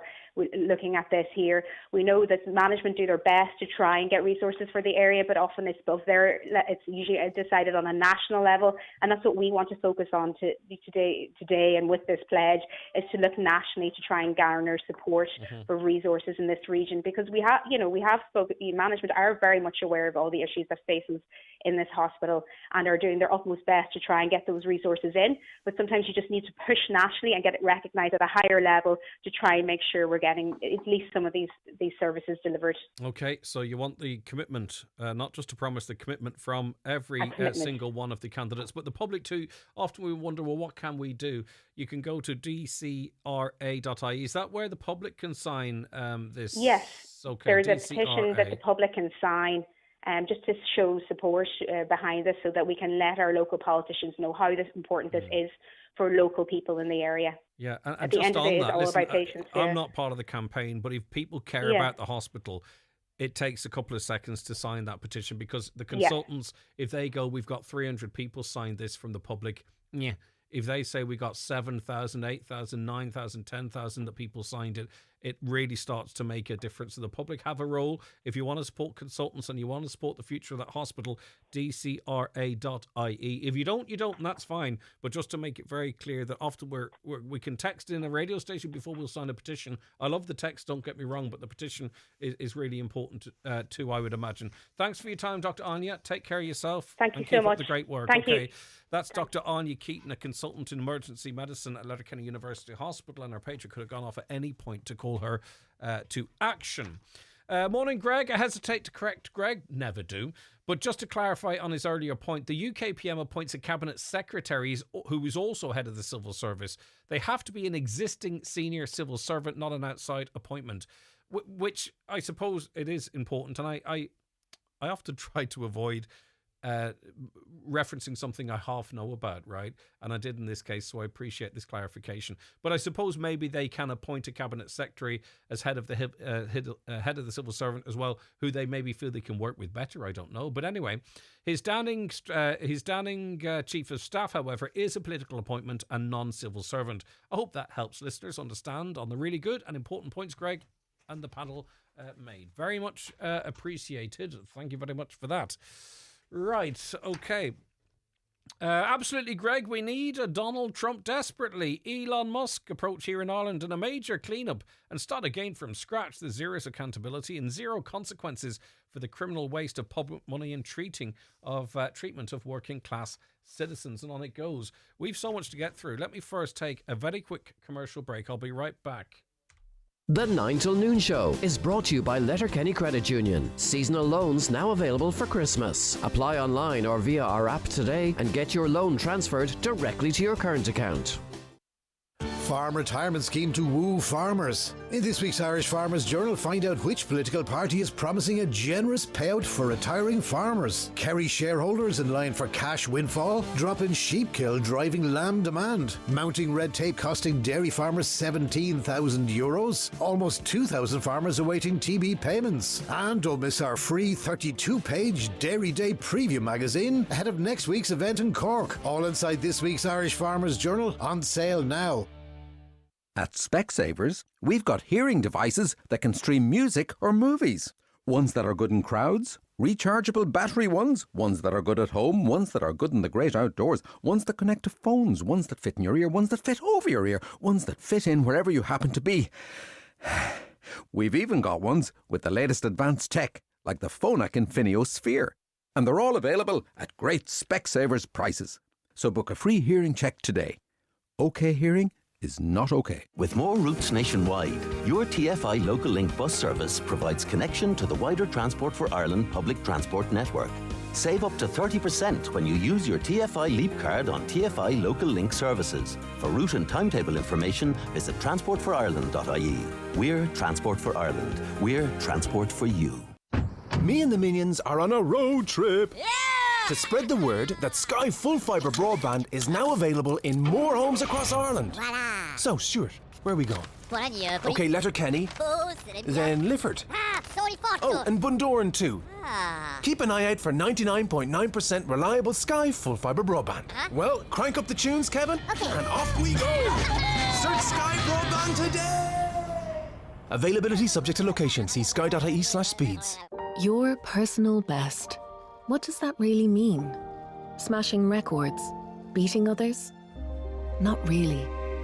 At VHI, we say it's more important to feel your personal best by looking after your mental health or catching up with friends. Parkrun with VHI is a fun, free way to feel your personal best every single week. Find out more at vhi.ie/running. VHI, because your health means everything. Friday, November 29th is polling day in Ireland's general election, and now's the time to find out about the election candidates in your constituency so that you're ready to make your choice on polling day. Your vote is your voice. Be a voter on November 29th. From An Comisiún Tábhachtán, Ireland's Independent Electoral Commission. Okay, you're very welcome back to the 9 till noon show. Now, the next wee while is going to have quite a strong visual element to it. Let me put it to you like that. So if you're able to, why not hop on to YouTube if you're at home on your smart telly or your Fire Stick. You can watch us there, or you can go on to Facebook, Highland Hub, Highland Radio News and Sport and Obituaries, or the X platform as well, at Highland Radio, because I can welcome onto the programme now Sean Quinn, our head of sales. Sean, anything exciting happening? One or two things this morning, Greg. Yeah, thanks very much. It's that time of year, Greg, where we're going to launch our Christmas draw, and we're doing it with a little bit of a twist and difference this morning. I'm standing outside. It's like August out here. It's lovely and warm. No jacket required so far, but I'm right beside. Well, your nipples tell a different story, Sean.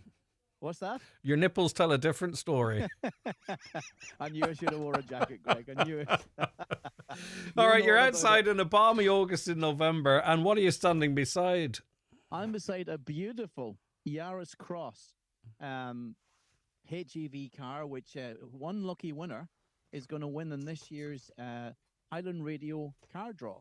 And we're launching it today. It really is a smashing car, worth over 33,000 or just under 33,000 euros. And it's got everything. You name it. It is a beaut. Let's start with the styling. We're looking down here, the left wing, beautiful wheel arches, lovely shape to it. And it's big and small at the same time, isn't it? Not big and small, but, it's big, loads of space, but also it's not so big that you can't find a bloody parking space for it. That's what the crossover is all about, isn't it? It is, yeah, and it's very well designed, because you've got that little bit of height interior. The wheels are a bit higher, and it's a lovely car. I drove it yesterday. It's a lovely car to drive. I suppose all new cars are great nowadays, Greg, but this I really enjoy driving. It's an automatic car, yeah, and it's a petrol. It's got a little bit of poke. It's a 1.5. But very, very good on petrol. Got a really nice curb appeal. It's got those daytime driving LEDs, which we're looking at now. Lovely set of rims. Indicators in I know these sounds like silly things, right? But the things I look out for, indicators in the wing mirrors. Beautiful front. And I think a lot of cars don't get the back right, but this car has got a beautiful back on it, if that makes sense. It does, yeah. No, it's very well designed, I have to say. Very streamlined. And very comfortable and holds the road extremely well. All right, we're looking in the boot now too, because boot space is critical, I suppose, when you're looking for a new car. And the Yaris has a very generous boot in it. We can see that now, the Yaris Cross. It's absolutely... you could fit your golf clubs in it. Well, I did try that now. Well, you should have tried that with the other car that you bought. That would have been a good idea, wouldn't it? But you tried it with the Yaris. They fitted in no problem. The driver comes out the bag, but the full bag goes in there. So, and even if you're going on holidays, now I like to take plenty of clothes with me on holidays. So 2 suitcases in there, no problem whatsoever. Looking at the inside now, it's got a beautiful big display, as you would expect. It's got the Apple Play connectivity. It has got the the Android Play connectivity. It's got a digital dash too, which I love. The physical instruments have given way to this beautiful screen with all the information that you have on it. And I also note beautiful, luxurious interior, but lots of space in the back as well, which again talks to this design of a car whereby you've sort of got the SUV comforts, don't you? But in a car that's just a little bit less cumbersome. Absolutely. And as you touched on it yourself now, the 9-inch screen is fabulous. Has all the technology that you need. You can get your maps onto it from your phone. You connect your phone as well, so you can take calls, Bluetooth enabled. There's air conditioning on it as well, Greg. Steering wheel is a leather touch on it as well. So it really is a smashing car inside. It's well finished is probably the nicest word to put for it. And I like too as well the clearance between the wheels and the arches. It gives it that sort of high set look to it, which I like as well. It's like a mini Jeep. Can I buy a ticket for this? Unfortunately, you're not allowed to. Darn. Right, okay. That wouldn't look too good now on the 23rd when we go to draw it. And the winner is... They get away with it in the credit unions. Why can't we do it? Anyway, look, it's a brand new, and I don't mean that badly, they're all members as well. I'm a member of the community. So it's a brand new Toyota Yaris Cross. It's worth over €30,000. It's in beautiful silver. And how do you enter, Sean? How do you get your tickets? So we've made it simple. You can go online to highlandradio.com and you'll click on the link for the draw. You'll see it as soon as you go onto the main page. And you can buy a ticket for €15, or you can buy 5 for €50. And there's a simple question to ask as well, and fill in your details. You can also ring us on the station here, 07491 25,000, and we'll be happy to do that for you. Or if you're in the town and you want to pop in, you can come into the reception and you can buy the tickets at reception here. All right, so €1, one ticket €15, 5 for 50, which represents really good value if you're bulk buying, if you want to gift these out to people. Now, the thing to is that the earlier you buy the ticket, I think the better. I'm a low numbers guy, right? I think my luck is in the lower numbers. Maybe some people are in the mids or highs. I like to get mine nice and early. But the one thing I'll say as well, too, there's lots of competitions out there. If you'll indulge me a second, Sean, there's lots, and I've made this point before, but it's really important because you can look at our past winners and you'll see there's lots of competitions out there and they sell tens and tens and tens and tens of thousands of tickets. And, you know, you might think you're entering locally, but there's people in Galway entering the same competition and all that kind of stuff. This is a Christmas card draw for the people that listen to us here. And invariably the prizes go local. And the ticket sales, Sean would love them to be 100,000. They ain't that. You know, your chances are much more favourable in a competition like this because it's from us for us, Sean. Absolutely, Greg. And what we've done is we've always added a little bit extra into the draws as well, and we will do that. I'm not going to tell you what's going to happen this year, but there's a little bit of a surprise element. So you're right. It would be if I was buying a ticket, I would be buying early because there will be a few things that will be coming in the next week or so, which we will announce, and you'll be in the draw for other things that come up. We'll call it a bonus draw at the moment, and we'll say no more than that. But yeah, it's a big part of our Christmas, and I feel, you know, I'm looking back. I think this is our 5th car because we started with a Capture and we had a Kia Ceed. We went on to a Nissan Juke, and last year we were the Skoda. I think it was Karoq. So every year it's been a brilliant car that we've delivered for that lucky person. Yeah, and if people have one eye in the environment, as many do, a lot of people favour the hybrid because, firstly, you know, you get extra poke because of the electric, the motor assist in that regard. It self-charges, so you never have to plug it in or worry about where you go. But You don't. The thing that people don't realize if you've never driven a hybrid is you don't know you're driving a hybrid. That's how it works. You don't actually know you're driving a hybrid, but you're charging your battery as you're driving or as you're going downhill. I stick on the regenerative braking in the model I have, but then the electric motor then helps the petrol motor, and that increases economy, but also too you're burning less fuel. So it's a good middle ground for people at this stage to sort of have that driving experience, but also to give the environment a little bit of a break. Yeah, and the fuel efficiency and what comes with that as well, Greg, is so much better. Right. So, but I think the person that wins it's just going to be so delighted to get that prize on the 23rd of December. But do you know, in fairness, Greg, you've sold the car really well. How does it drive? I want to know how it drives. Well, I'm just going to say, why don't you, let's do something different here. Why don't you come and join me now and I'll take you for a quick drive on the car? How does that sound? You driving doesn't sound fantastic. The car sounds brilliant. I'll risk it. I mean, yes, I would love to. Right, so I'll come out. I'm going to take a break, right? Shall I come out and we'll actually go for a spin? Let's go for a spin. Let's try and do this live on air. Okay, no. I know how we can do this. I know how we can stay connected and broadcast right live from the car. It's a bit of a Hail Mary, but let's should we give it a go? Let's go for it. All right then. Okay, we're going to take a break. Shortly. All right, see you in a bit, Sean. We're going to take a break here now, right? And I'm going to attempt to broadcast live from the car if Sean keeps it between the ditches, which I'm sure he will. So stay where you are. Back in, fingers crossed, a couple of minutes, and I'll be in the car. The 9 till noon show is brought to you by Letterkenny Credit Union, offering low-rate car loans with fast approval. Apply online at letterkennycu.ie or in office today. You've heard of the egg muffin, but have you heard of the gloriously delicious Centra egg muffin with the legendary Super Queen sausage? An Irish national treasure. Buy any Centra egg muffin and a 12-ounce Franken Honest hot coffee for just €6.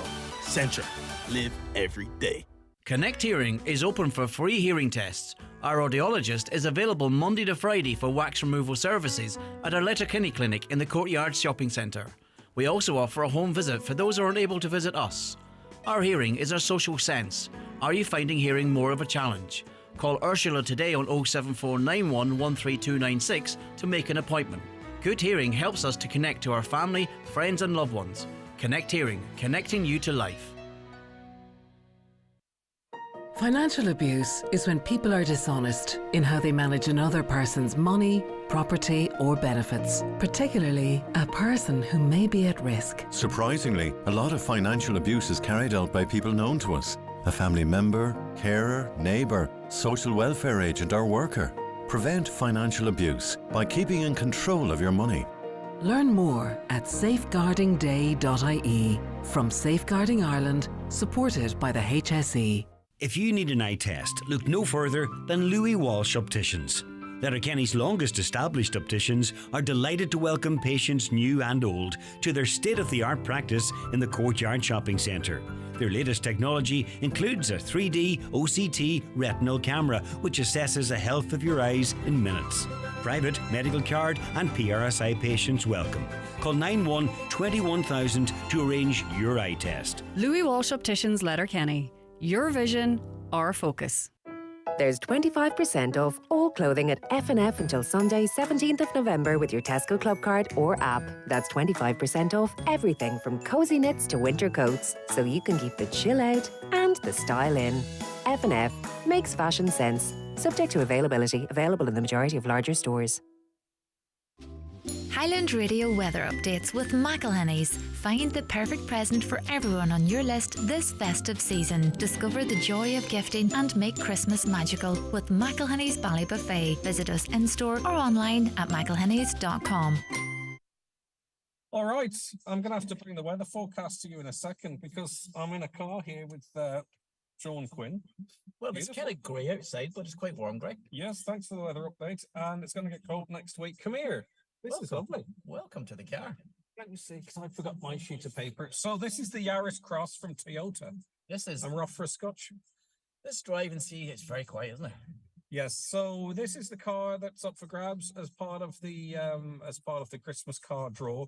Tickets are €15 each, or you can get 5 for 50. You go onto our website, highlandradio.com, get your tickets. Sean is committing to. How you mate? Sean's committing to add some extras on. Is that right? We may do something, Greg. Yeah. Oh, okay. So I'll say nothing about it, but we'll it will be good. So the Toyota Yaris Cross HEV feature. Firstly, you can't hear it inside. It's extremely dead quiet. quiet. It is dead quiet. I see there is inputs here as well for your phones, which is fantastic. I'm going to try the USB-C reverse here. inputs. Yeah, okay, but it's because you came down a road that's sealed. Do we have time for the round? Camera, The way look at the you're camera. driving? Isn't it class? Absolutely Yeah, class. reversing camera, good call. Yeah. So 1.5 hybrid, it's self-charging, so you don't have to worry about plugging it in, but you do get the benefits of electric. Multimedia 9 touchscreen, which I can't show you. It's actually a really nice one. Some of them can be maybe not quite as crystal clear as they should be. What do you think of the digital dash that you have there? There's no sort of physical... I love it, actually, to be honest. It's very slick. Because what you can also do is you can change it around. You can, yeah. You know what I mean? You can change it. It's very easy to go from miles per hour to kilometers per hour. You know, in the older cars. Yeah.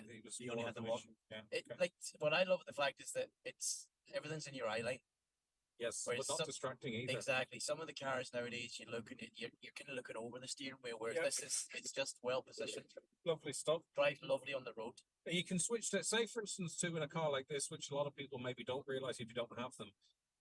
The hybrid battery range, I'm not quite sure what it is in this car. It's normally around between 40 and 60 km. It could be a bit lower. Maybe I had a car and it was 30. Yeah. That's almost irrelevant. But say you're on the 4 lanes, or say you're driving in Letterkenny, you can actually switch to EV mode only. You're not allowed to sound your horn during the day. That's a violation. Sorry about That's an instant fail. If this is you're not allowed to sound your horn for no reason. That was Michael. We'll let you away with that one.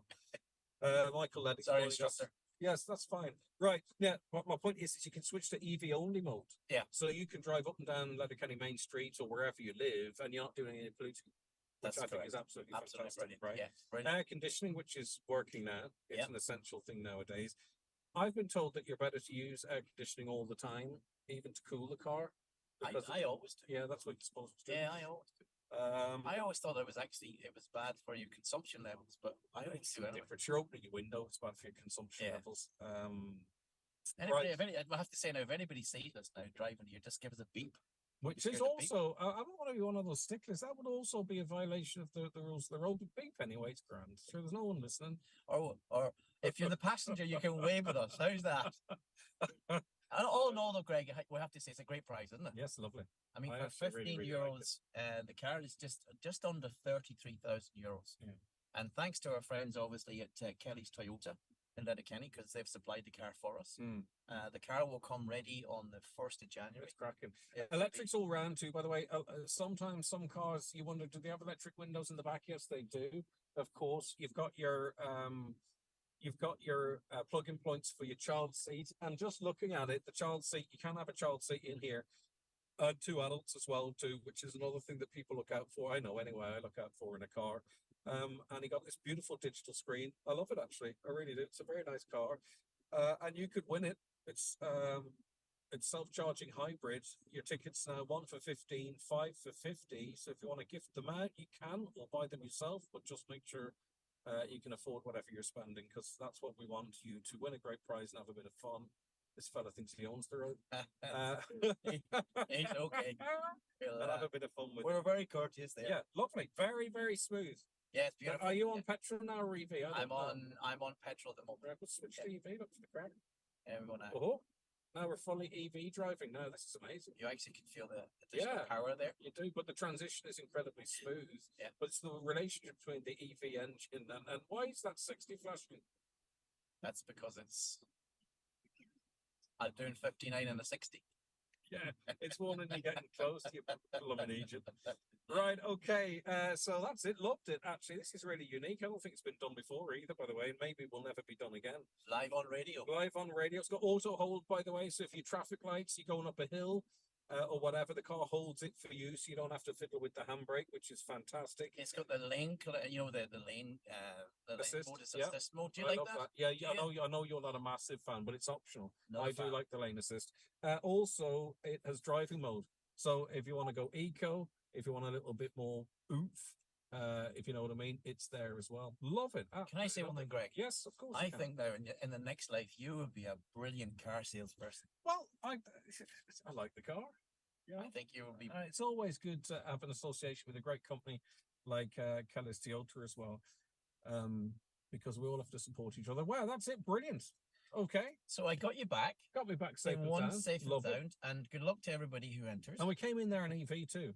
You don't know. I know because I've driven them before, but it switches from petrol to EV. There's no jerk. I remember I had an older car and there was kind of this transition, which is not in this year. We didn't have time to do a song. Is your seat very low? No. But I know where you're going. No, I don't, because I'll come down to you, will I? Because there's fully adjustable seats. Yeah, that feels better. That's a good one. I'll give you that one. I don't mean it funny. I actually put mine up the way. Come here. Good luck to you tonight. Highland Radio are in the Chamber Awards tonight. They're taking place at the Silver Tassie. That's another fantastic local business. Right, so Highland's in the running for one of the awards. We are, yeah. Business excellence. So is that just sales or am I included? No, it's across the board brilliant, for business. Yeah, it's just in what we've done, the journey we've been on, and I suppose it's a revenue, but it's also programming. It's right across the board. So brilliant stuff. Is that better now that we're looking into each other's eyes? When I got into the car, the passenger seat was almost fully reclined. Well, we did that on purpose to make sure you were happy. All right, so that's it. That's us broadcasting live from the inside of a beautiful Toyota Yaris Cross, and it's all because it is our brilliant prize for our Christmas draw, our car Christmas draw. The tickets are live right now, 1 for 15, 5 450, and one of you will win this car on the 23rd of December. When will they be able to drive it then from then, did you say? Well, it's probably the 3rd of December, or January. Yeah, we want on the new plates. We'll get it new plates. Yeah. It'll be registered when the garage is back open. But we always do around the 23rd or the 24th. We'll whoever wins the car can come to Highland. They can see the car. But it's from a financial point of view better to register. Yeah, of course it is. Yeah, and also too, we don't know, we haven't announced it just yet, but as always, there's extra stuff that's thrown in over the course of, from November to December. That's not being revealed just now, but the point is whatever it is, if you get your ticket now, you're in that draw. Watch this space, buy early, go to highlandradio.com, get your tickets, and we'll reveal more in the coming days. 1.5 petrol hybrid, self-charging, 9-inch screen, which is beautiful. So that's about just slightly smaller than that tablet you might have at home, but it's not in your face, is it? No, it's not. sitting there, but it's not in your face. Yeah. Apple CarPlay and Android Auto, which means as soon as you sit into the car with either of those phones, it connects your audio, but also your maps as well, which is fantastic. It, of course, has Bluetooth and AirCom, which is fantastic. And I am out of here. On that note, Slongafoil. Right, we're going to take a break. I'll be back with a few of your comments as we head towards That's Entertainment at 11 o'clock. Thanks, Sean. Thank you, Greg. All right, see you soon. Good luck. The 9 till noon show with Letterkenny Credit Union. Simplify your debts with a debt consolidation loan from Letterkenny Credit Union. Call us on 074 910 2126 or apply online via our app or in office today. Hello, my name's Enda Walsh and I'm a dairy farmer from Ormore, County Galway. In Ireland, we're always looking for a better cow. A cow that's healthier, happier and longer lived. A cow that gives us more milk of a higher quality with specific health benefits. A cow that has a lower carbon footprint. We're finding that better cow through our world-leading breeding programs based on years of science and research. I'm speaking on behalf of the National Dairy Council, everyone's dairy.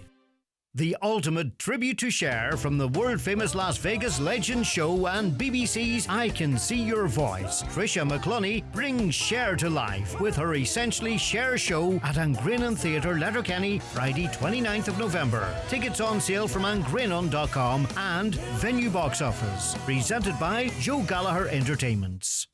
If you're looking for a competitive insurance quote, contact Hickey Clark and Langan Insurance Brokers in Letterkenny. Home, car or van insurance, farm, commercial or public liability insurance. They compare quotes from all the leading insurers so you get a great price. Call Hickey Clark and Langan on 91 26688 or call into the office at Ballymacool, Letterkenny. Hickey Clark and Langan General Insurances Limited, trading as Hickey Clark and Langan, is regulated by the Central Bank of Ireland. Spoil someone with a beautiful fragrance this Christmas from McGee's Chemist Letterkenny. Choose by designer, budget or celebrity. Top names like Chanel, Lancôme, Christian Dior and Jimmy Choo. Also great prices on Yves Saint Laurent, Prada and so many more. The best fragrant gift sets available this year can also be found in McGee's Chemist Main Street, Letterkenny and online at mcgees.ie. McGee's, where the best costs less. The Mother and Baby Institution's payment scheme is now open for applications. This scheme provides financial payments and health supports to eligible people who spend time in mother and baby and county home institutions in Ireland.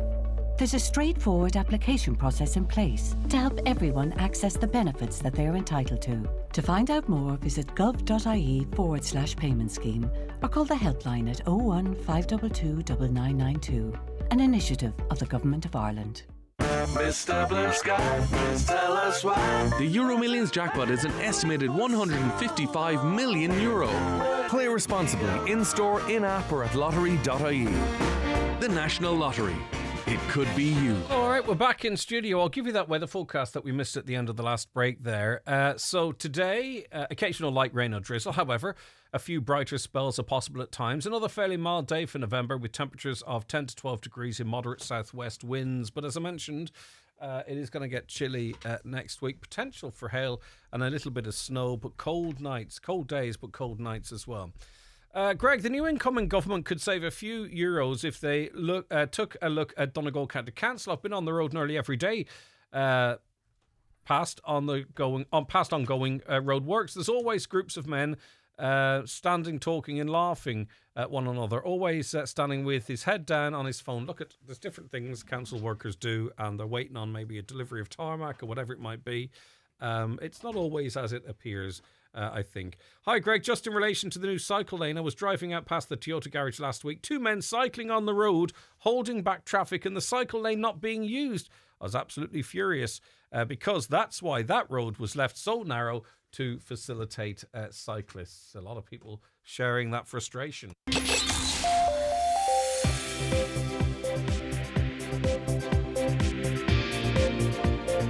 With all the stories that matter across the Northwest, it's Greg Hughes on the 9 to Noon Show on Highland Radio. Okay, that's entertainment on the way, which includes a couple of interesting features in amongst the crack and chat between 11 and 12. But it has just turned 11 o'clock, so let's get a news update. And we'll cross over now to Donald Kavanagh. Thank you, Greg. Good morning. A coalition of medical professionals and community leaders is asking general election candidates to sign up to a 5-point pledge committing to real improvements in local healthcare services. The group of healthcare advocates says there are 5 principles that must be adopted to address critical gaps in funding and services at Letterkenny University Hospital and across the county. They are equitable funding, the implementation of Model 3 recommendations, the development of a surgical hub for Donegal, the modernisation of the intensive care unit and the development of a minor injuries unit for the county. Donegal County Council is being asked to review priority group water schemes with a focus on improving the scheme at Letcher Brick, which serves 50 local families. The review has been ordered by the Housing and Local Government Minister Dara O'Brien, who is seeking more information regarding options to minimise costs and details about the history of the scheme and specific local challenges. Fine Gael is 6 points clear of its nearest rivals, according to the latest opinion poll. The Irish Times Ipsos B&A poll has Fine Gael on 25% of the popular vote. The political editor with the Irish Times, Pat Leahy, says many voters meanwhile are swaying toward independence because they believe the return of the 2 main government parties is now inevitable. Jerry de Monk Hutch is ready to get his election campaign underway. The 61-year-old lodged nomination papers to run as an independent candidate in Dublin Central last evening. He is currently on bail in Lanzarote after being arrested on suspicion of money laundering offences. Donegal County Council is inviting public input for the county's first biodiversity action plan. A number of drop-in events are to be hosted, kicking off at 11 o'clock tomorrow morning at the library in Buncrana. Submissions can be made online, with the biodiversity officer Julie Corrie saying she wants to hear particularly from community groups and individuals who are already working in this area across the county. A list of the drop-in clinics and a link to the online questionnaire, both available on our website. And repairs are being carried out today to a burst water main outside Ballabafay, with supply disruption possible in Sesha O'Neill, White Hill, Carrick-McGrath and surrounding areas. Works are set to take place until 2 o'clock this afternoon. They're the headlines. Back with news headlines again at 12 noon. Thanks, Donald.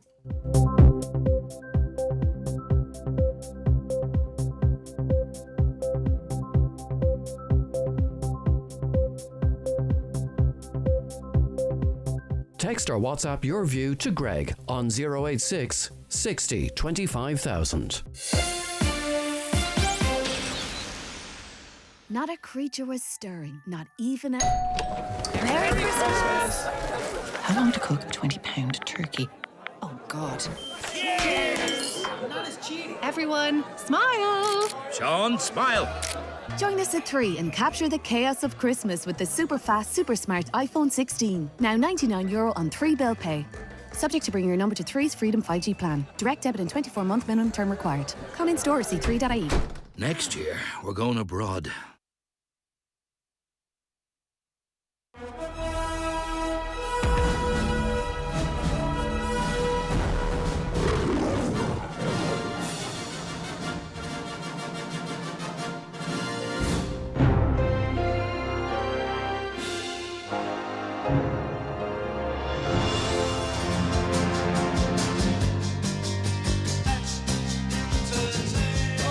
You're very welcome along to the last hour of the 9 till noon show for this week. And for this hour, we're going to, I suppose, look at all things entertainment. And when we talk about entertainment, all things that you enjoy. We're going to have a bit of focus on what's on the telly.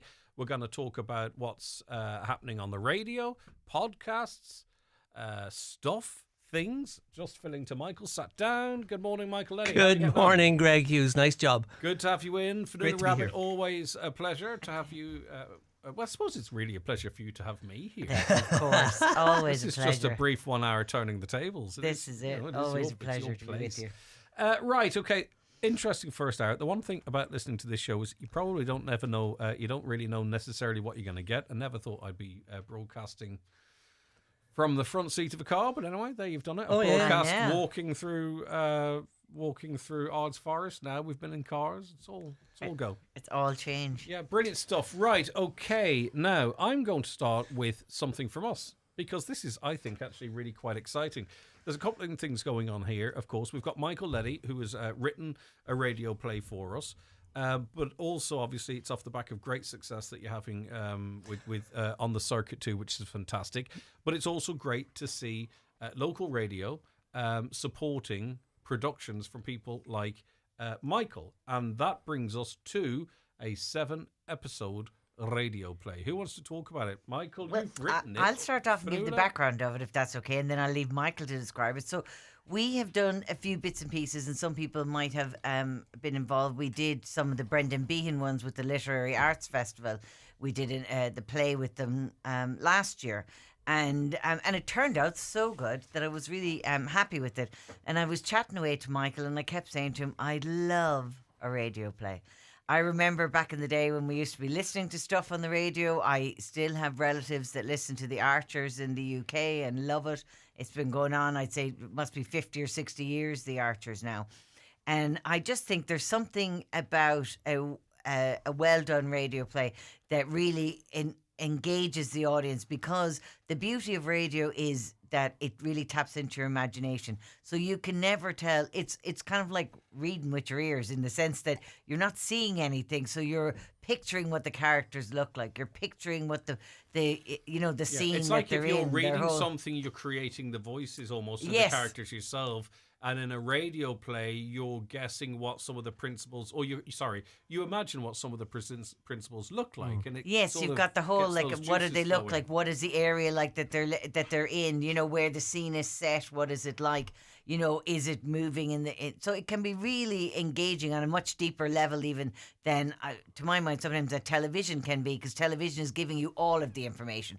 It's not sort of letting you engage in the story as much as it can with radio. Now, I know we've done this stuff before. It's just lovely to see on a sheet of paper, looking at podcasts, Spotify, BBC Player, Highland Radio. You know, that this is a really unique piece coming directly from us, which I think is great. Well, I'm hoping now that it's going to be something that we do regularly, now that I've tagged Michael in. But as I was saying, Michael and I were chatting away about it, and then he went, "Oh, I might be able to do that." So I, of course, went, "Ha ha ha." I doubted. Yes. And here we are at Ballyglissane. And here we are. I said, Grant, do 3 or 4 episodes. And here we are now with the 7-episode arc. We're trying to think of a word that kind of describes the story. And I mean, it's kind of a murder mystery, but it's not a murder mystery. It's not just a murder mystery. To be honest, it kind of reminds me a little bit more, if you're going to be thinking about a murder mystery, is more like a kind of a Midsummer Murders or a Vera or something like that, where not only do you have one storyline, you have 6 or 7 storylines that are going through it. And it's really about the characters and about... Very much so, yeah. Very much so, yeah. It's like we talk about sort of what the likes of Netflix and then Prime and other streaming platforms brought to us. Sometimes it works very well and sometimes it doesn't. But over a longer format, you have opportunity for character development, don't you? Yeah, or you do. have opportunity for a bit more backstory in the characters, right? So you could probably knock it out in 2 or 3 a story. I'm not saying this. I agree, yeah. I want to put it on television and all, but what people want now is a little bit more too. You want to become slightly more invested in something. So, is it a drama? Yeah, it's a drama series with some comedic elements. Like, obviously, some parts of what happens will be funny, will be amusing, but it's a drama series with many different storylines and about 11 main characters. So it's based in Donegal? It's based in a village, small town, I suppose is the best way to put it. A small town somewhere in Donegal. And we follow the lives of these people in that town. Now, there is a murder mystery storyline, an investigation that plays out across the 7 episodes. But as with classic primetime dramas like Knots Landing or Falcon Crest, while they did have a murder mystery element almost every season, there are a lot of other things happening in those shows. So the same thing is true with Ballyglissane. We're jumping from house to house, as it were, and we're listening in on the conversations. And some From people, a writing perspective, right, when you've got 11 main characters, you know, an arcing story. Yes. But also stuff that's happening to those characters within the episodes, right? Is that easy to write? I mean, listen, it's never going to be easy for me to write. I couldn't. But you're involved in this area, right? So, do you storyboard? How do you? I blocked it out. That's an excellent question. Thank I you. blocked it You're not out. the first person to say that. Actually. No, you're. I blocked it. Compilation. I blocked it out. I approached it as if it was 7 one-act plays, 1 hour plays. So it took me about a year and a half to put it all together because I had to invent the people and figure out who each one of them was. And then I wrote a separate sheet for each character and I picked out the 8 defining moments in their arc. So we take a fictional, say if it was a character called Greg, for instance, I might say, right, who's Greg? And then I would pick out where he starts off and where he finishes. Mm-hmm. And I'd map out his storyline from beginning to end as if it was 8 scenes playing out. And then I would move on to another character, say Fionnuala, and I would do the same thing with her, looking for what are the obvious crossovers. Are they a married couple? Are they antagonists? Are they fighting over ownership of a business or something? And then I would play that out. So when I had all the characters done that way, and I knew what was going to happen to them all the way through, only at that point, having worked through, this is through the October, November, December of last year, I did that. But I didn't start writing the scripts until February of this year. But by the time I was sitting down to write the scripts, I knew everything was going to happen to the people. Great. But I hadn't written anything yet. Yeah, well, you need that clarity as well at the time and then tease around it. Right, okay, and the style of it is, because we talk an awful lot about how stories are told, did you go for the beginning, the middle and the end? That's really breaking it down to its most simple elements, right? Mm-hmm. So in other words, by the time we get to the last episode, things are resolved or questions are answered. Yep. Is that what you want? Is that what we get? Is that what you want? You do, yeah. By the time you get to episode 7, all of the arcs are resolved. Everything is left in a good place. But it's designed so that if Fionnuala and Linda say to me, can we keep going with these people for like another 7 episodes? Let's not pull the curtain back too far. It could happen. Yeah, it could happen. But it's resolved. He's hoping to get paid the next time. Yeah, not get paid the next time. But there's no, it wouldn't be fair to deliver 7 episodes and then not answer questions. The one thing you can't say about Fionnuala is that she's any different on the radio. No, she's the same. It's quite literally the same. You've done it for free. You've done it, yeah. You might get paid the next time. Yeah. No, I don't think so. I kind of goaded him into it more than anything else, and then he did it. I sort of I do feel Wait guilty till you about get my it. election coverage bill. I know. Do you know every all time that money I saved you in the locals? I know. I've heard. Yeah. I know. I've been on calls already Trust all me, over the place. I'm modest. Right, come here, Fionnuala. It's great. No. It's great to have got this together. Oh, it's absolutely fantastic. To be honest, I did actually goad him into it. To be honest, Yeah. I was like, "Oh my god, this is me!" So I love this, and he was like, "No, yeah, no, that was the night we went to Don't see. speak for 1 second. I can do it. I'm also in it. Carry on. Oh yeah, no, absolutely. Kept speaking over because me we haven't saying even that. said that. It's a. To be honest, Well, now you see, I wanted to say good. there was a special guest star. I was going to say there was a mysterious. Am I still in it, or did I?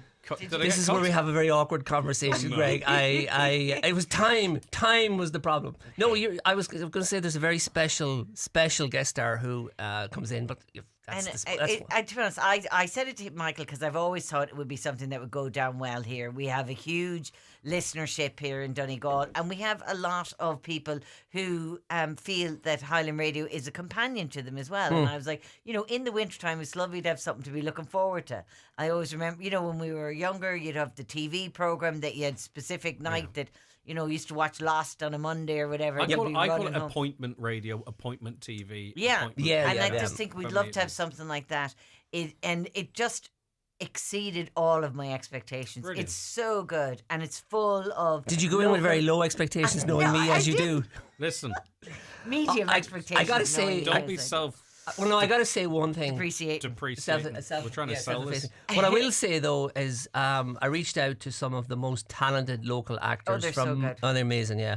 But I reached out to people across multiple different groups, multiple different experiences, and they brought their A game and then some, and that's Fantastic. what makes it so good to listen to. So I feel. it's on Wednesdays after the 8 p.m. news. I can presume we're going to podcast it. Are we? Are we going to podcast it Yeah, weekly? it's going to be available on available to listen to from our website.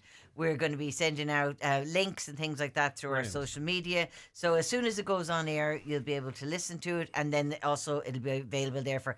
Because as God we forbid talk about anybody misses the initial one. Because we talk about TV shows, so we're not sort of changing our angles on it, right?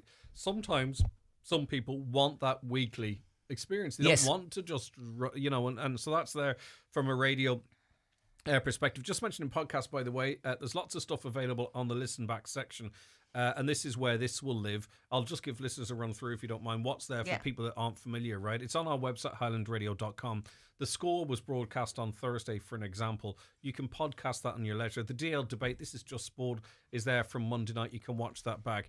I had a great chat with Dr. Joe Kelly about some letters and wrote by a John O'Donovan back in the 1830s as part of our Talking History podcast. That is there as well for you to listen back at your leisure.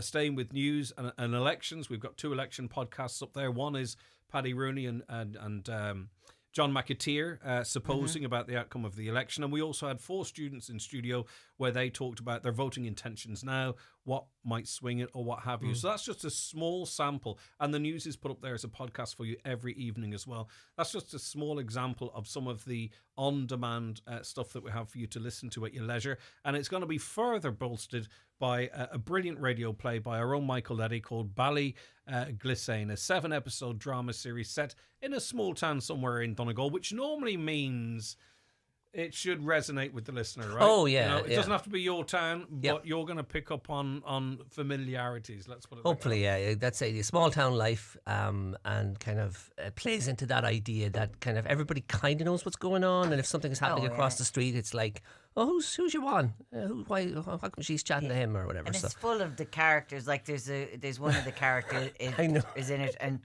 she's a complete horror.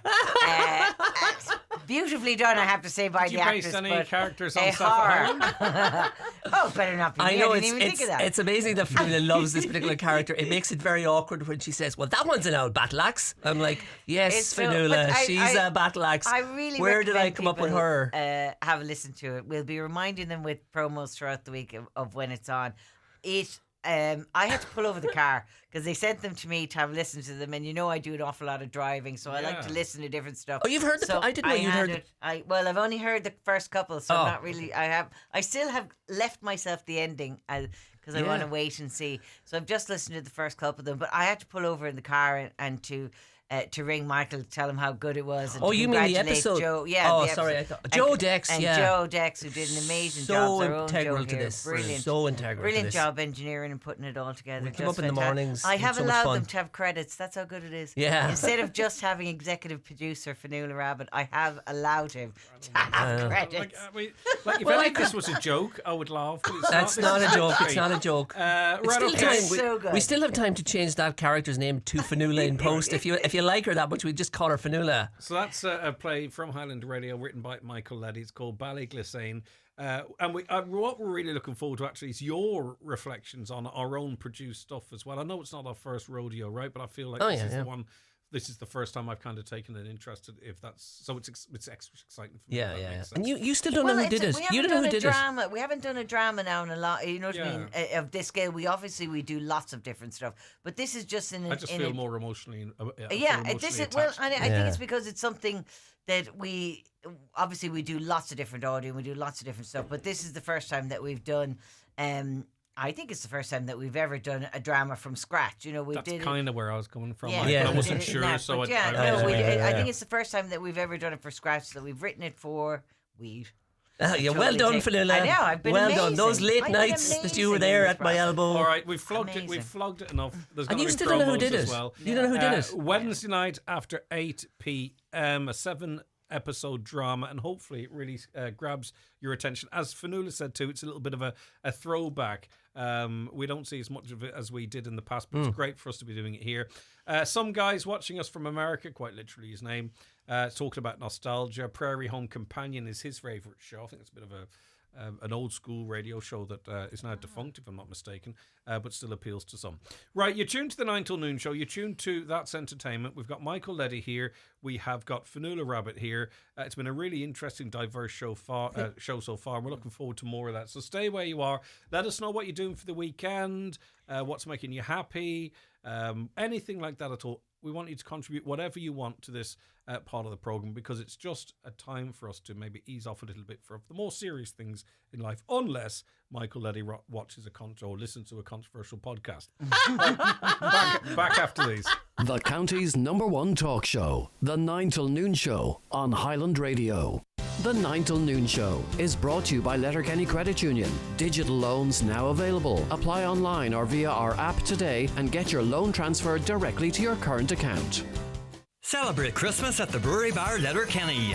Perfect for work parties, family gatherings or nights out with friends. Our festive party rooms host 20 to 80 guests. Enjoy special festive menus, drinks and the best atmosphere in town.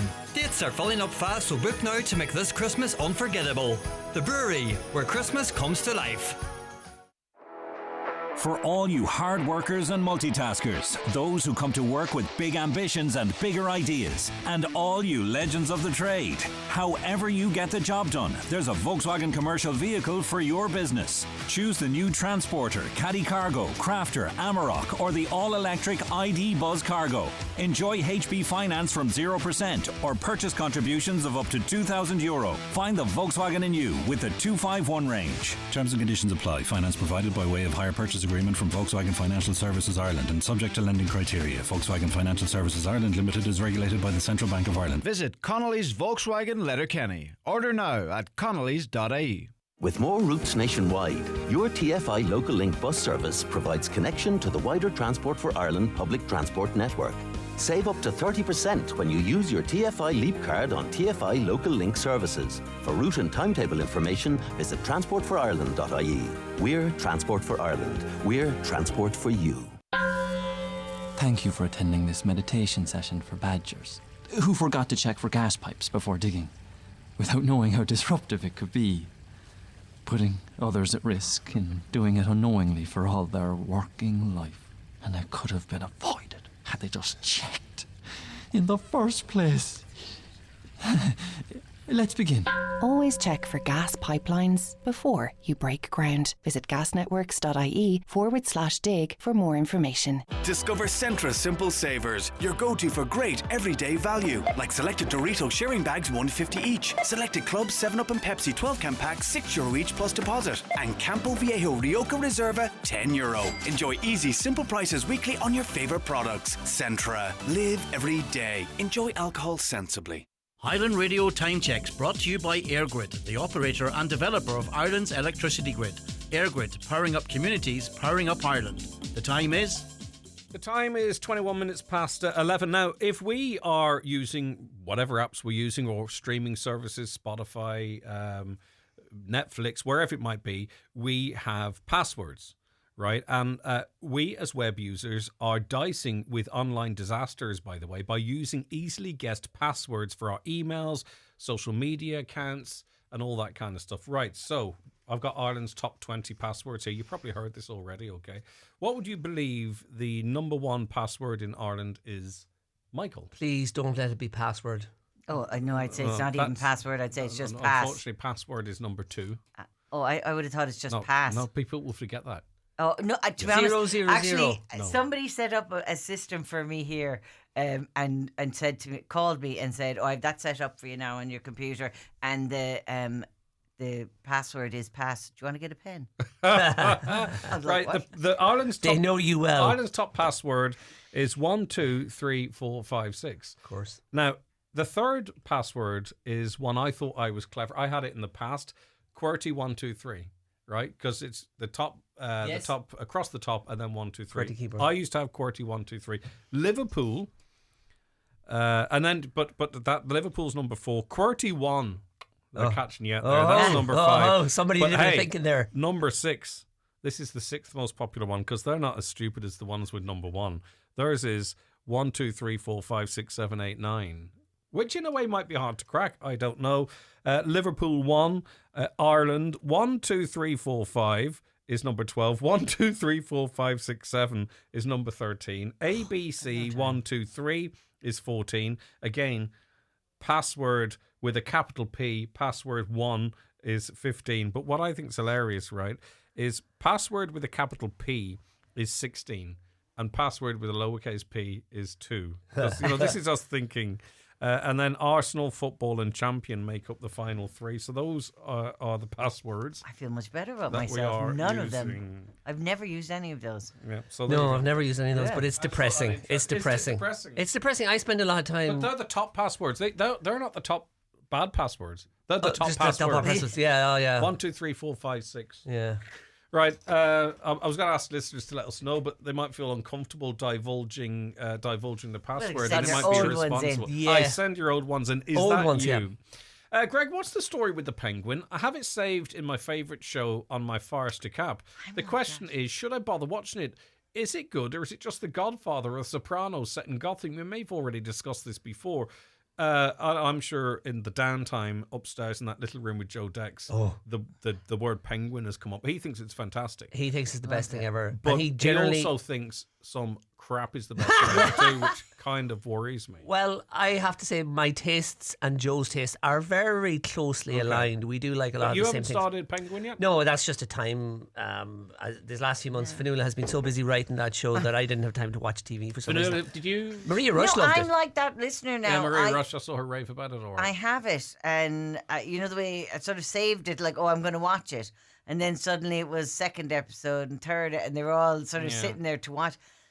I don't know what it is about it. I need somebody to tell me it's worth putting the effort into it. Fanula, were you crazy about the Batman film where the penguin first appeared? Because I wasn't, and that has kind of but coloured this my sounds to me, and I think this listeners hits on it. Sometimes I don't think it's. Do you know, that like close to it. regular stories, but in unusual environments? Now, it could be on a spaceship, it could be outer space, it could be in Gotham or whatever.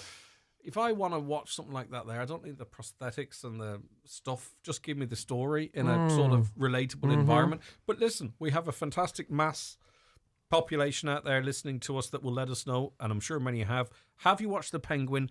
Should this listener delete it from their favourite show on their Forest to Cap, which I presume is Sky One or whatever it is, of course. and me asking about should people divulge the passwords. Sky Anyway, there you Atlantic. go. Okay, Sky Atlantic, exactly, that's it. Let us see. What do you want to talk about first on your list, please, Fanula? Yesterday, this show dropped on Disney, and I know not everybody has it, but a few people may have. You can always do the sub. You can always use an email address and have a look at it, see if it's your thing. That's it, absolutely, and just check it out and see.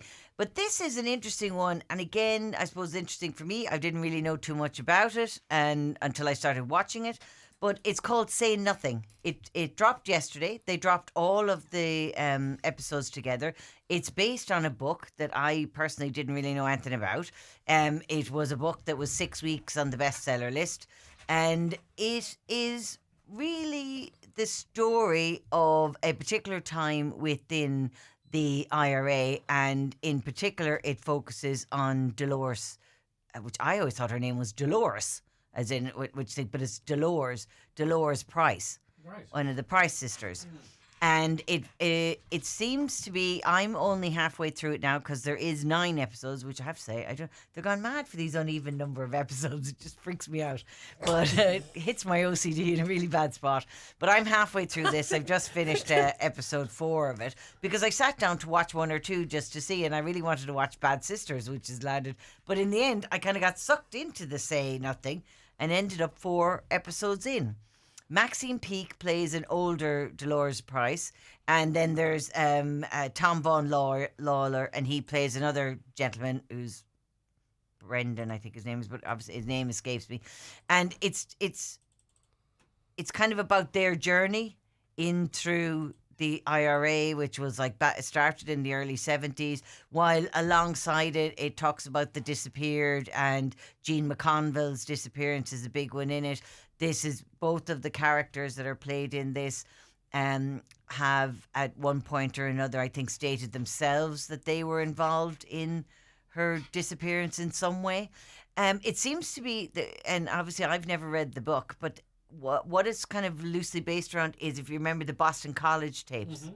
So the Boston College tapes, for anybody that doesn't know out there, and I'm sure I'm preaching to the converted, but it was a project that went on with the Boston College, obviously in America, in which they spoke to long-standing, well-known members of the Irish paramilitary organisations, on the understanding that none of the tapes would be released until anybody mentioned within the tapes had passed away.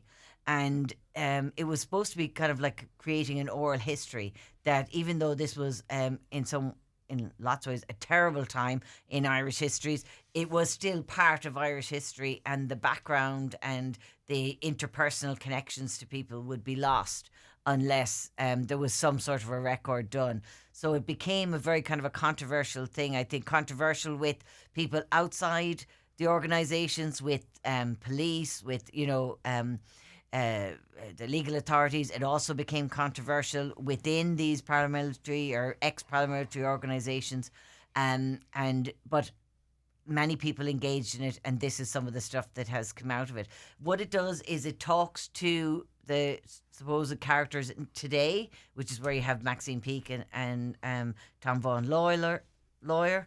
And then it goes back and it actually kind of dramatises it with some fantastic... So there's a mix then, is there? Yes, it goes back and forth. So they kind of start off with saying, well, do you remember the night of? Yeah. And then she starts talking, and then it goes back. But it's a full production. And it's dramatized. Dramatization. Yes, and there's some amazing young actors in it now. I looked them up to see if I'd seen them in anything else, and to be honest, I hadn't. There's a lot of young actors and some very good accents in it, so I'm assuming a lot of them were from Irish, yeah. Ireland and from the Belfast area.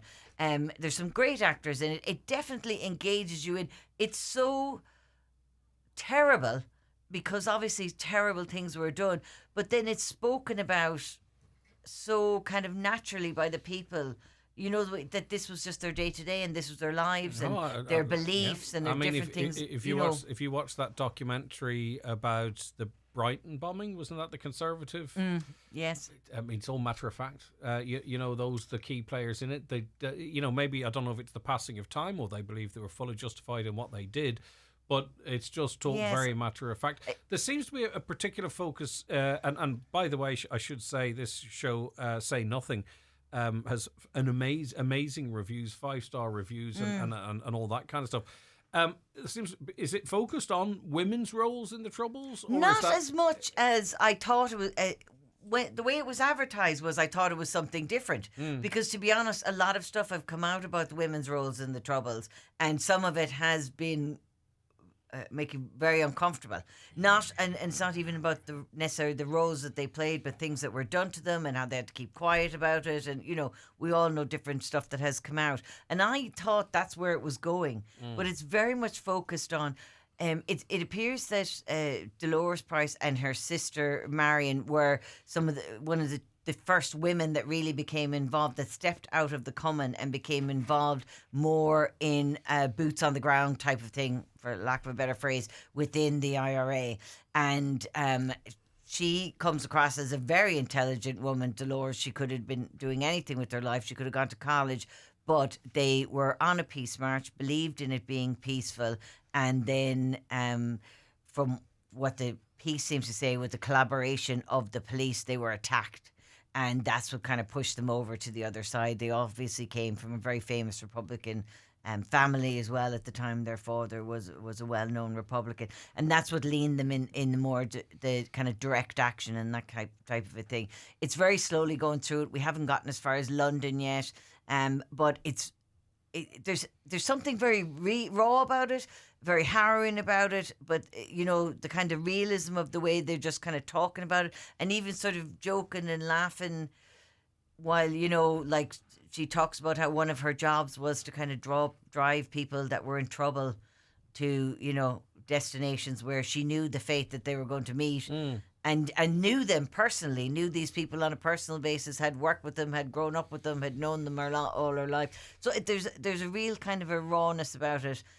And there's also a terrible sadness about it. When you start looking at these people, they never really managed to get out of it. Yeah, it's something the kids do. Really at all. Plus, in it, Jerry Adams features highly in it, while after every show, which in the end it gets to be a bit of a joke, because he's in it, he's portrayed in it as a young person, he's portrayed. He contributes to it actually himself. Oh no, Okay. no, he's there's a portrayal of him in it right. as a young person. He's portrayed as being part of, and yet every episode ends with he has stated that he is not a member, and you're kind of this is reaching crazy. I mean, it's been clearly articulated why that's what he says.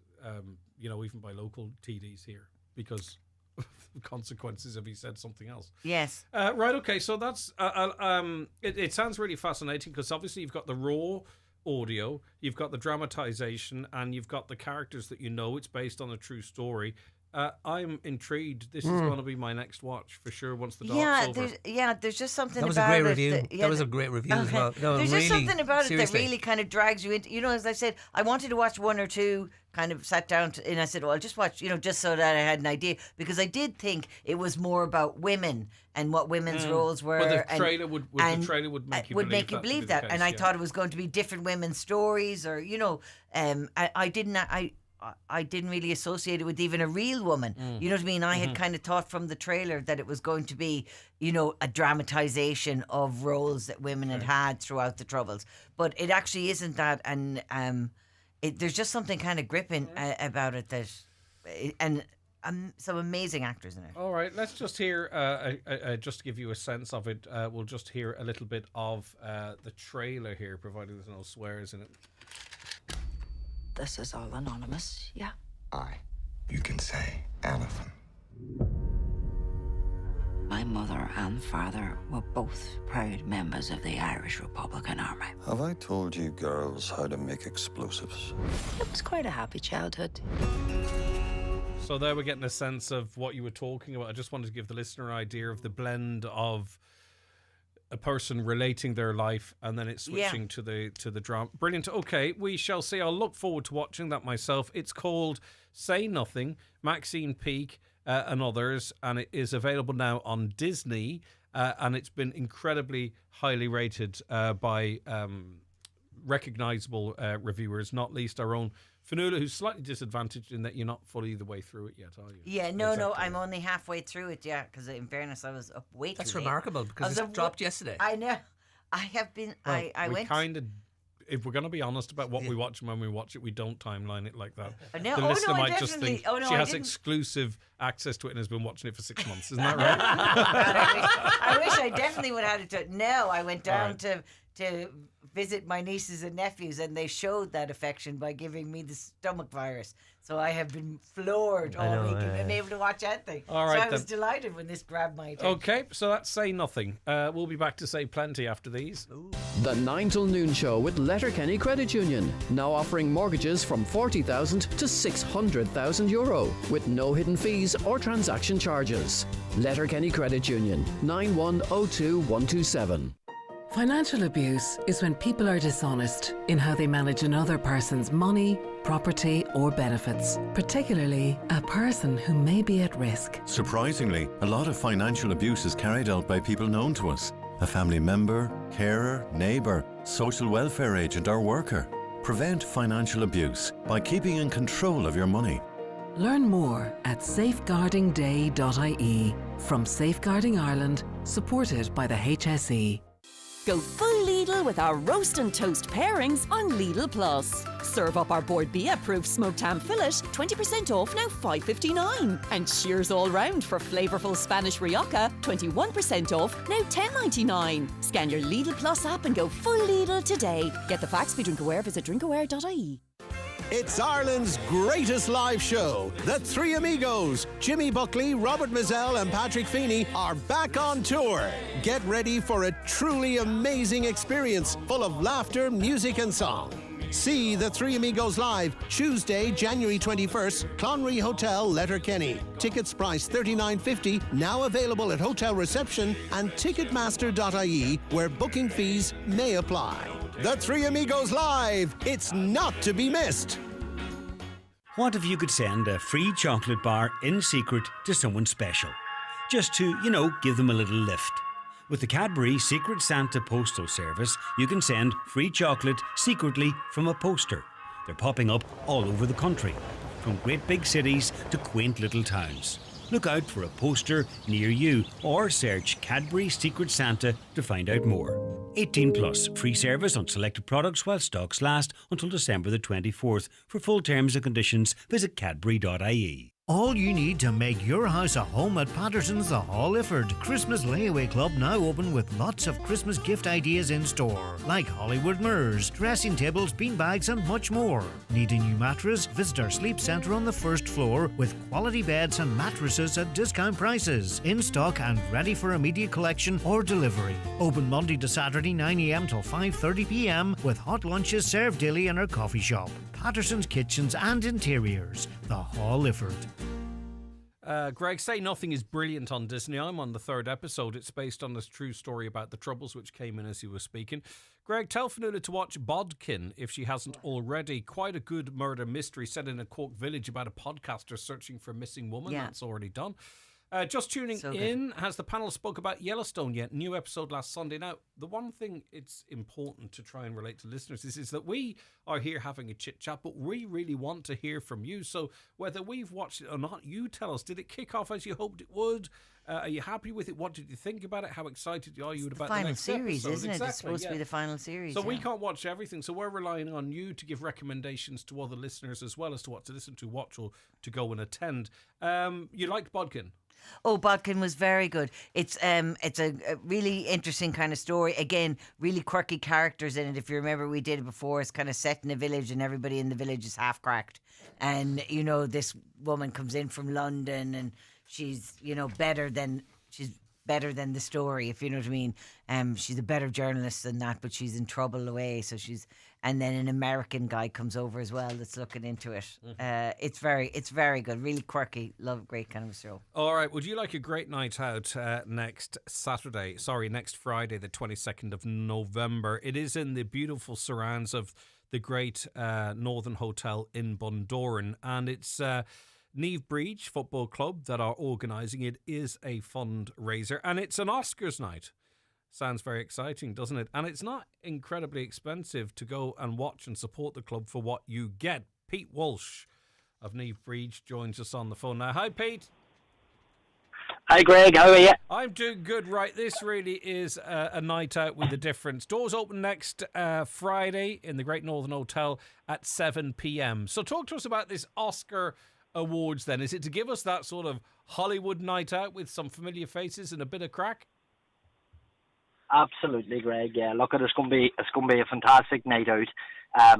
Certainly, you know, with the characters we've involved in it and managed to pull into it, it's one not to be missed. You know, so basically, look, we've up on 80 plus people reenacting 7 different movies. You know, I haven't seen how well they've all been put together, but I'm very intrigued to see how it goes with the characters involved, you know. So it's a good crack. These are people that from the community, from the general area. They've been split up into groups, and they recreate famous scenes from certain films. It could be, I suppose, anything from Derry Girls to Taken, that kind of stuff, isn't it? And the crack is in recreating these scenes. They're doing a fantastic job and putting a lot of time into it, but it is local people out of their comfort zone, so there's the element of entertainment in that regard there too.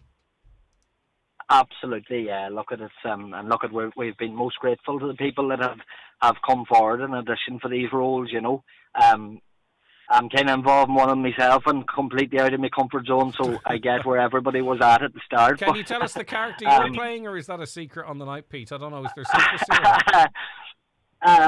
Well, look, I'm involved in. I'll say I'm involved in the Calendar Girls movie with a great bunch of people, you know. Please tell me you're behind the camera, not in front of it. I won't let anything too much away, Greg. I'll let the embarrassment for the night, you know. Okay, but look, it was get a sense of the crack. Yeah, it was a great experience from my behalf, and I think from chatting to the majority of the cast members, they're similar to myself. You know, they were kind of the first night or two, they were kind of curious and nervous and all emotions, you know, but they've been kind of thankful now in a way that they've been involved, you know. I'd say so, right. So the movies are showing themselves. That starts at 8 p.m. Doors open at 7, so you can have a couple of lemonades beforehand. There's a red carpet. It gives that sense of the Oscars ceremony to play on that, right? You don't have to dress up in your tux and what have you, but why not? If you go into it, dress up, for crying out loud. And then after the awards, which will be good crack in and of themselves, there's a dance into Saturday with DJ Marty. Now, it's strictly over 18s, and tickets are still available because, as I say, I know obviously there'll be great support amongst the Neve Breed community, but, you know, we all have to back each other, don't we, the various members of various clubs. And you don't even have to have any interest in football at all to go out and have a great night out by the signs of it, Pete. Absolutely, Greg. Look, it has got good traction and interest coming in from around, obviously, in our community and surrounding communities. And look, there is still limited tickets available. They are moving, so I would urge anybody interested to come and have a great night out, to laugh, and just to go for it, you know. It's going to be a fantastic night, you know, in fairness. Yeah, really looking forward to it. I think I'm heading down there as well, and it's going to be just a great night. There's absolutely no doubt about that. And Oscars will be given out in the night, and the crack will be great as well. And it's just really fun to see people out of their comfort zone, but done so to a high production level. Where can people get tickets, Pete?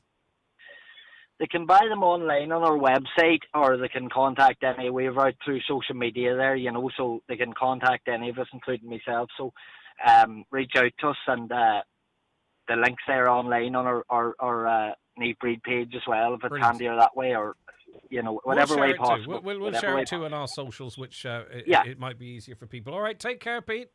I appreciate it, Greg. Thank you for your time. Good luck. That's next Friday night in the Great Northern Hotel Bundoran.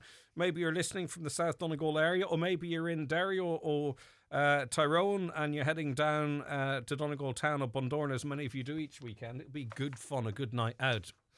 Hi guys, I'm looking forward to Michael's play, as there's another Donegal drama called Cra on TG Cahir. I've it taped to watch later. Yep. Has anyone caught up with The Penguin? As the finale was on Sunday, it was a slow but mostly interesting watch and had a familiar face, Michael Kelly, who was interviewed by a young Greg Hughes on a Saturday magazine show. Where is he now? Oh, that's going back to Weekend Edition, isn't it? Mm-hmm. Wow. I don't know these things, and other people do. By the way, did Fanula try for Robbie Williams this morning as I logged into the app and had a 6-minute wait? I presume he's playing a concert. No. I have to say I'm a big Take That fan, and when Robbie Williams Take That. When Robbie Williams left Take That, I was going to ring the chat line, but my sister wouldn't let me because I was 25. and it was only for teenagers. She said no, even though I was very upset about it, and I have not forgiven him. Okay, well, it was sold out by 9:05. I know. And it was on sale for €295. And a partner site at €355. Olivia Rodrigo I tried to get and didn't. If anybody has them and wants to sell them to me. I already had low expectations and now it was confirmed. All right, Kevin, thank you very much for that. More with Michael and Fionnuala after these. The 9 till noon show is brought to you by Letterkenny Credit Union, with monster loans available up to €60,000 for all occasions. Visit letterkennycu.ie. The Downings ladies are one win away from taking a first ever Ulster Championship title. They face Warren Point in the provincial final on Saturday at Kildress in County Tyrone. There will be regular updates on Highland from the 1:30pm throw-in. Coverage of Downings ladies in the Ulster final in association with Downings Bay Hotel. Whether it's a family getaway, a romantic retreat, golf trip or a girls' escape, Downings Bay Hotel is the perfect destination. See downingsbayhotel.com. Get set for gifting with early Black Friday deals at Dunnes Stores. Like an 8.3 litre Tefal air fryer was $149.95, now just $99.95. A Tassimo or Dolce Gusto coffee machine, now half price at $39.95. And an Oral-B Pro 3 Power Brush for just €55, better than half price. Plus, you can save again with our 10/50 grocery voucher. Make Christmas for everyone with Dunnes Stores. Terms and conditions apply. Voucher can be used on next grocery shop of €50 or more. Country Sundays at the Clanry Hotel, Letterkenny. This Sunday, 17th November, it's Derek Ryan and his band. Doors open at 8pm with live music followed by Derek Ryan on stage at 9pm. Admission €20 on the door. Coming Sunday 24th, it's Robert Mazzell and his band. But this Sunday, don't miss Derek Ryan at the Clanry Hotel, Letterkenny. Accommodation packages available. Thinking of getting a new car in 2025? Why not get one in 2026 as well? Buy a selected 251 Nissan and we'll replace it with a 261 Nissan for free. For details about this and all our 251 offers, contact your local Nissan dealer or visit nissan.ie. Nissan. Defy ordinary. Terms and conditions apply. Attention shoppers. Cope Food stores in Dunlow, Falcarra and Annagray are slashing prices like never before. Save big on your weekly shop with our largest ever price reductions. Hurry in and save today at the Cope Food stores. Have you got your tickets for the Highland Radio Christmas concert? Get ready for a night of great music on Monday, December the 9th in the Mount Errigal Hotel, Letterkenny. You can enjoy an incredible lineup with Mike Denver and his band, John McNichol, Jim Devine, Donna Taggart, Owen Mack and me, David James. Get your tickets now at the outlet at highlandradio.com, Alexander's Bala Buffet, the Cope Dunlow, the Mount Errigal Hotel, Simpsons Bar Carndonagh, or give us a call on 074 91 25000. Don't miss this Christmas cracker. Highland Radio weather updates with McElhenney's. Find the perfect present for everyone on your list this festive season. Discover the joy of gifting and make Christmas magical with McElhenney's Bally Buffet. Visit us in-store or online at mcelhenneys.com. Right, so let's have a look at the weather forecast. And I keep putting in weather and Esther.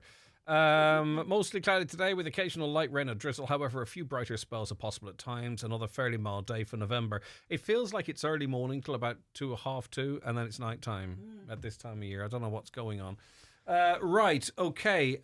Big things on tonight. Mike Tyson's fighting Jake Paul. That's on Netflix. Netflix's first major show.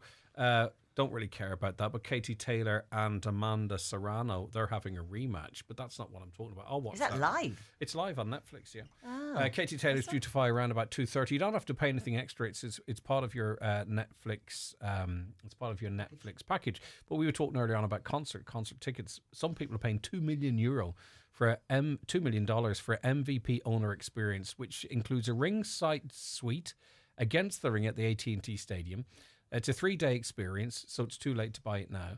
So you get that ringside apron seat, 4 front row seats, a post-fight in-ring experience with a photo opportunity, and the buyers get a private VIP entrant to all events. They get a 2-night stay at the Lowe's Arlington Hotel and a private VIP green room on fight night featuring an open bar and all-inclusive menu. Wow, $2 million open bar, wow.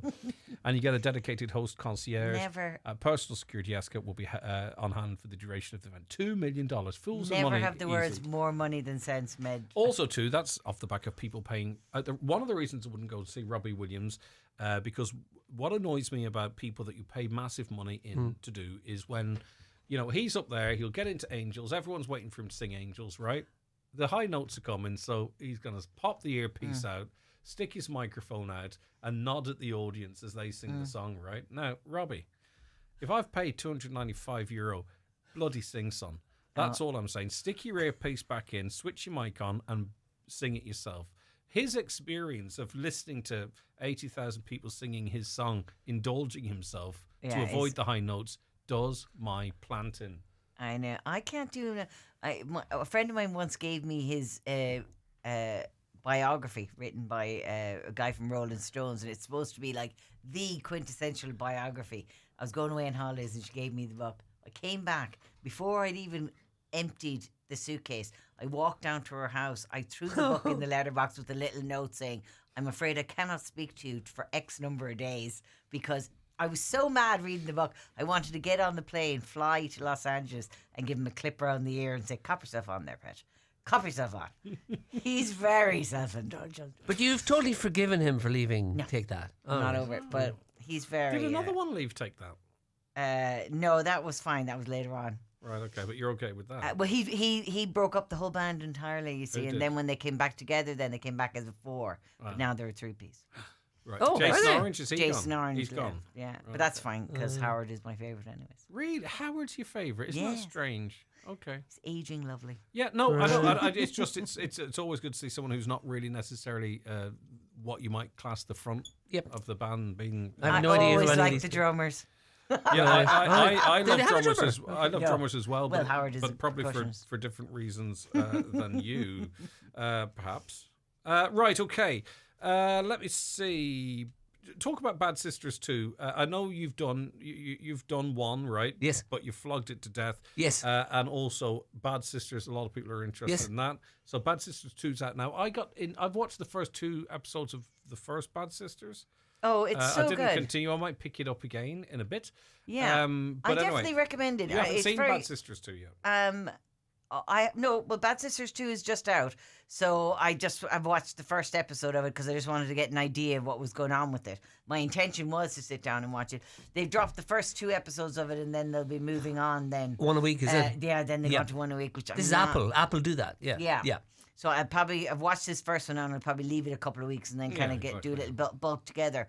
Basically, if anybody's watched Bad Sisters 1, they'll understand, and even you after watching the first one, it starts off with a funeral and then it kind of unfolds as to how and when this funeral came about. And that's what the first series is about. And it leaves things all tied up nicely, and you're kind of like, oh, well, that was really well done.